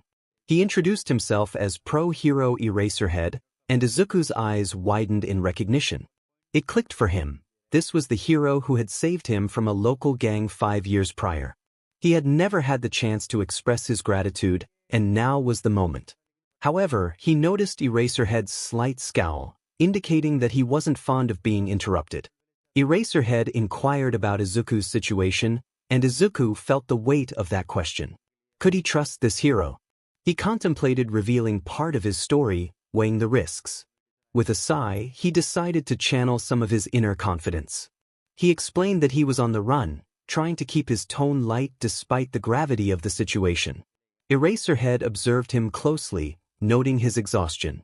He pressed for details, asking why Izuku was fleeing and if he needed assistance. The question caught Izuku off guard, and he politely requested clarification. Eraserhead repeated his inquiry, sounding increasingly impatient. Izuku felt fatigue wash over him, struggling to maintain his composure. He explained that he was being pursued by individuals who were after his abilities, taking advantage of his father's injury. As he spoke, Izuku felt a wave of emotion rise within him. He couldn't reveal everything, especially about his father. When Eraserhead asked about his dad, Izuku felt tears threaten to spill. He shook his head, unable to answer. The gentle pat on his head felt comforting yet reminded him of what he was missing. He longed for his father, and when he looked up, hope flickered only to fade as he realized it was just Eraserhead. Eraserhead noticed Izuku's distress and asked if he was all right. Izuku struggled to hold back his emotions, feeling the weight of his situation. He admitted that everything felt like it was falling apart, unable to articulate the depth of his despair. Eraserhead pulled him into a comforting embrace, but Izuku's heart sank as he realized it wasn't his father.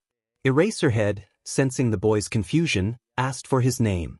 Izuku introduced himself, still grappling with the reality that this man was not his father. Eraserhead continued to show concern, trying to understand the situation. Izuku closed his eyes, fatigue overtaking him, and he drifted into sleep. Aizawa, known for his soft spot for children, felt a surge of empathy for Izuku. The boy was clearly exhausted and frightened, having been on the run for who knows how long. He considered taking Izuku to his home, believing it to be the safest option. With his patrol nearing its end, he decided it was an emergency worth addressing. He wrapped his scarf around the boy and left, just as the men who had been pursuing Izuku began to stir. As he entered his home, he found his friend Hisashi at his desk, working late on his radio show. Hisashi's expression changed from focus to surprise as he noticed the child in Aizawa's arms, prompting him to question where the boy had come from. Aizawa discovered the child in an alleyway, a place where he often found things. When he shone his flashlight on the boy, he noticed the child looked frightened, his face pale. Suddenly, 2 men in black appeared, attempting to take the boy without acknowledging Aizawa's presence. He gently laid Izuku down on the couch, concern etched on his face. Hisashi frowned, questioning Aizawa's decision to bring the child home. Aizawa explained that the boy's father seemed injured and that he was exhausted from being on the run.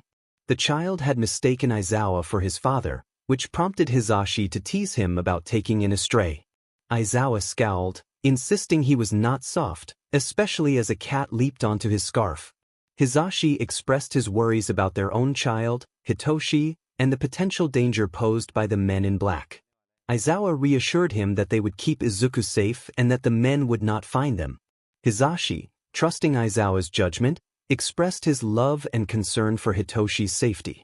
Just then, they heard a gasp and turned to see Izuku sitting up, his eyes wide with panic. He looked around, asking where he was. Aizawa greeted him, and the boy recognized him as Eraserhead, mentioning that he found Aizawa familiar.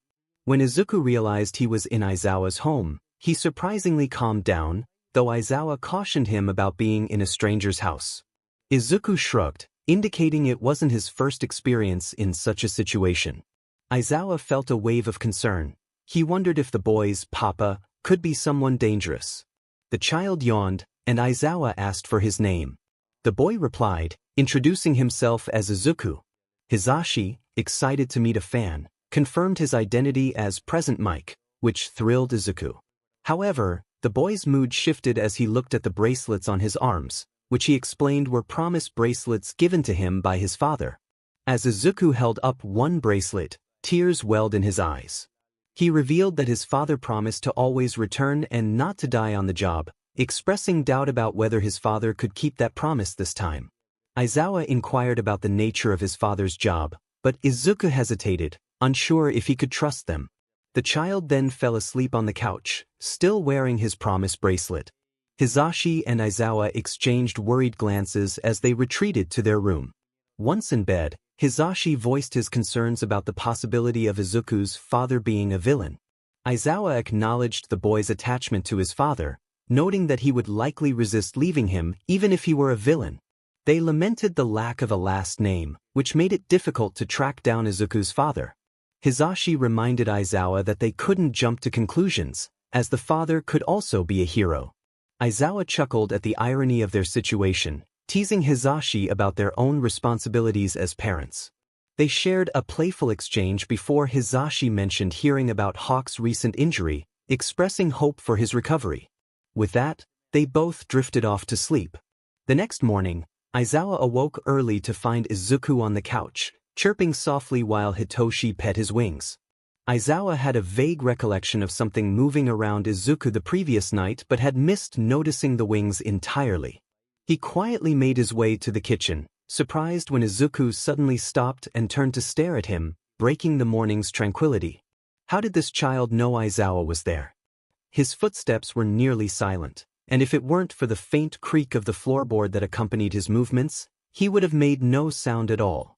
Was that slight creak all it took for Izuku to be aware of his presence? That was truly impressive, especially for a 9-year-old. Just what was this child learning? Hitoshi looked genuinely amazed and asked how Izuku had known. He often startled Hitoshi. Izuku simply shrugged, his gaze drifting to his promise bracelets. His eyes became misty as he explained how his father had taught him to tune out distractions and focus his thoughts, which helped him with situational awareness. He mentioned that, as a bird, one's instincts often made them feel like prey, and that understanding those instincts could help manage the constant urge to be on guard. He tugged at a black bracelet, prompting Aizawa to consider the meaning behind all the promise bracelets. He realized he had essentially taken this child away from his home and wondered if Izuku's father was actually a good man who had saved him, much like he had saved Hitoshi. It was important to learn more about Izuku's father before jumping to conclusions. Hitoshi expressed curiosity about what else Izuku's father taught him but quickly backtracked when he noticed tears streaming down Izuku's face. He awkwardly patted Izuku's shoulder, trying to comfort him. Izuku sniffled and rubbed his face against his hooded arm, revealing the pain he felt.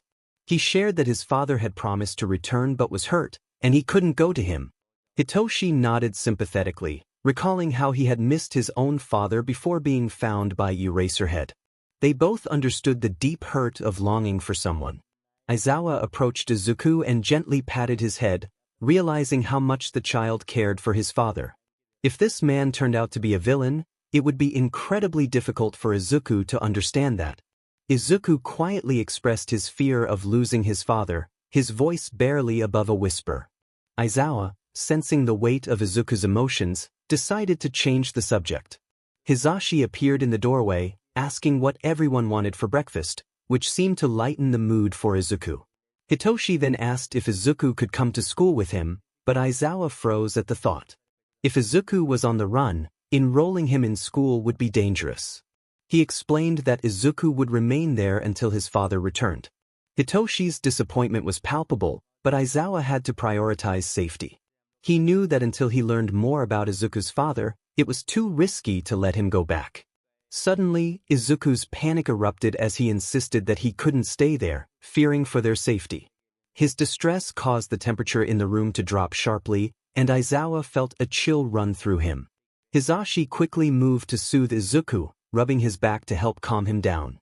As Izuku finally settled, his tears froze on his cheeks, and he expressed confusion about what had just happened. Concern filled the room as they all stared at Izuku, who seemed to have inadvertently used a quirk that had not manifested in years. Hitoshi cautiously asked why it had been so long since Izuku had experienced such a phenomenon. Izuku apologized, his demeanor shifting as he felt threatened, his wings appearing and fluffing up as he crouched low, baring his teeth. Aizawa was taken aback by this reaction, unsure why Izuku felt the need to defend himself. Hitoshi reached out, trying to reassure Izuku, and slowly, the boy began to calm down. His wings faded away, and he looked at a navy blue bracelet, promising himself that he would be fine. Aizawa encouraged him to sit down, and Izuku complied, though Aizawa noticed a clicking sound coming from the child's bird-like feet. It was an unusual sight, but it only deepened Aizawa's curiosity about the boy's unique abilities and how he managed to balance while running. Hisashi began preparing breakfast, and the aroma of tamagoyaki filled the kitchen. Izuku, with a hint of uncertainty, wondered if he would be able to join them for breakfast. His question startled Shota, causing him to nearly spill his coffee, while Hisashi dropped his ladle in surprise. Hisashi reassured Izuku that he could indeed have breakfast, expressing surprise that he had to ask. Izuku, feeling shy, curled up in his chair, hiding his face behind his legs. The thought crossed Shota's mind about whether Izuku had experienced neglect regarding meals, which was concerning. He exchanged a worried glance with Hisashi, both heroes contemplating the implications of Izuku's question. If it turned out that his father had been withholding food, they would need to take action. As they settled down to eat, Izuku's demeanor brightened. He exclaimed how delicious the food was, thanking Hisashi enthusiastically. Hisashi encouraged Izuku to call him by his name rather than his hero title, but the child seemed overwhelmed by Hisashi's cheerful demeanor, causing him to drop his chopsticks. Izuku quickly apologized, his hands trembling as he picked them up again. Hisashi, noticing Izuku's distress, asked if he was all right and what had caused his reaction. Izuku explained that it was not Hisashi's smile that troubled him but rather something deeper. He expressed a longing for Hisashi to continue smiling, despite his own emotional turmoil. Hisashi, concerned for Izuku, asked if he felt comfortable sharing what his father had taught him. Izuku's eyes sparkled with a mix of excitement and apprehension as he explained that he wanted to be a hero and that his father had been training him. He mentioned how he had learned to fight and utilize his legs more effectively, revealing that his quirk allowed him to have sharp talents. Hitoshi, eager to connect, shared that he also aspired to be a hero and suggested they could train together, though Izuku hesitated, feeling uncertain. Izuku continued to share his training experiences, noting that his father had been teaching him various fighting techniques. Hitoshi chimed in, mentioning that his own training was different but still valuable. The two boys discussed their quirks and how they could complement each other in training, with Izuku expressing admiration for Hitoshi's abilities. As they talked, Izuku revealed that his father had also been teaching him how to escape from traps, which he deemed useful for a future hero. Hitoshi, intrigued, asked if Shota could teach him the same skills. Shota found himself at a crossroads, unsure how to respond. He knew that such training was essential for heroes, but he also felt it was a heavy burden for young children. He decided to leave the decision up to Hitoshi's father. Hitoshi excitedly shared that he had been learning sword fighting, expressing pride in his progress. Hisashi's reaction was one of shock, as he questioned the appropriateness of such training at a young age. Hitoshi defended his father's decision, stating that he had been deemed ready and had been practicing safely. Shota, still concerned, expressed his reservations but acknowledged that Hitoshi's father had agreed to the training. The conversation continued, filled with a mix of excitement and caution, as the boys shared their dreams of becoming heroes and the lessons they were learning along the way. At 8 years old, Izuku had waited a year and a half to learn about swords, especially since his father was a professional swordsman specializing in katanas. He felt completely safe in that knowledge. However, he sensed Shota's defensiveness when he mentioned it. Shota, sipping his cold coffee, expressed his concern about Izuku staying alone. The revelation of Izuku's father's profession surprised him. After a few more minutes, the three of them prepared for school, leaving Izuku in the living room to write. Shota asked again if Izuku was sure about staying behind, emphasizing that it might not be safe. Izuku assured him, stating that it would be more dangerous for them if he were seen with them. He insisted he was responsible enough, mentioning how his father allowed him to stay home during weekends when he had to work, although those weekends were rare. To emphasize his promise of safety, Izuku extended his pinky finger, suggesting a pinky promise. Hesitantly, Shota mirrored the gesture, finding it a bit odd. As Hizashi started the car, he reminded Izuku to behave and not do anything reckless. Izuku nodded enthusiastically, promising he would be fine. Despite their trust, leaving an 11-year-old alone in their house made them uneasy. Once they left, Izuku lay on the couch, feeling a wave of boredom wash over him. He felt stifled, reminiscent of the suffocating moments he experienced during troubling times with Inko. With no option to fly without revealing his location, he decided to explore the house. The layout intrigued him, filled with potential hiding spots. The front door opened directly into the living room, with the couch facing it. To the left of the couch was a hallway leading to the bedrooms, and directly behind the couch was the kitchen, separated by an open wall with a counter. The hallway contained 3 bedrooms and a bathroom, with Hitoshi's room and the bathroom on the right. The Mstr bedroom was at the end of the hall, while the second bedroom had been converted into an office, equipped with 2 computers for present mic and Eraserhead. Izuku sighed, contemplating drawing or exercising to keep himself occupied.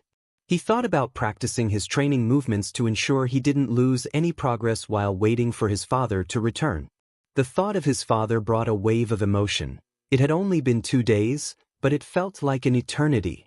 The weight of knowing his father was not okay pressed heavily on him, making it hard to breathe.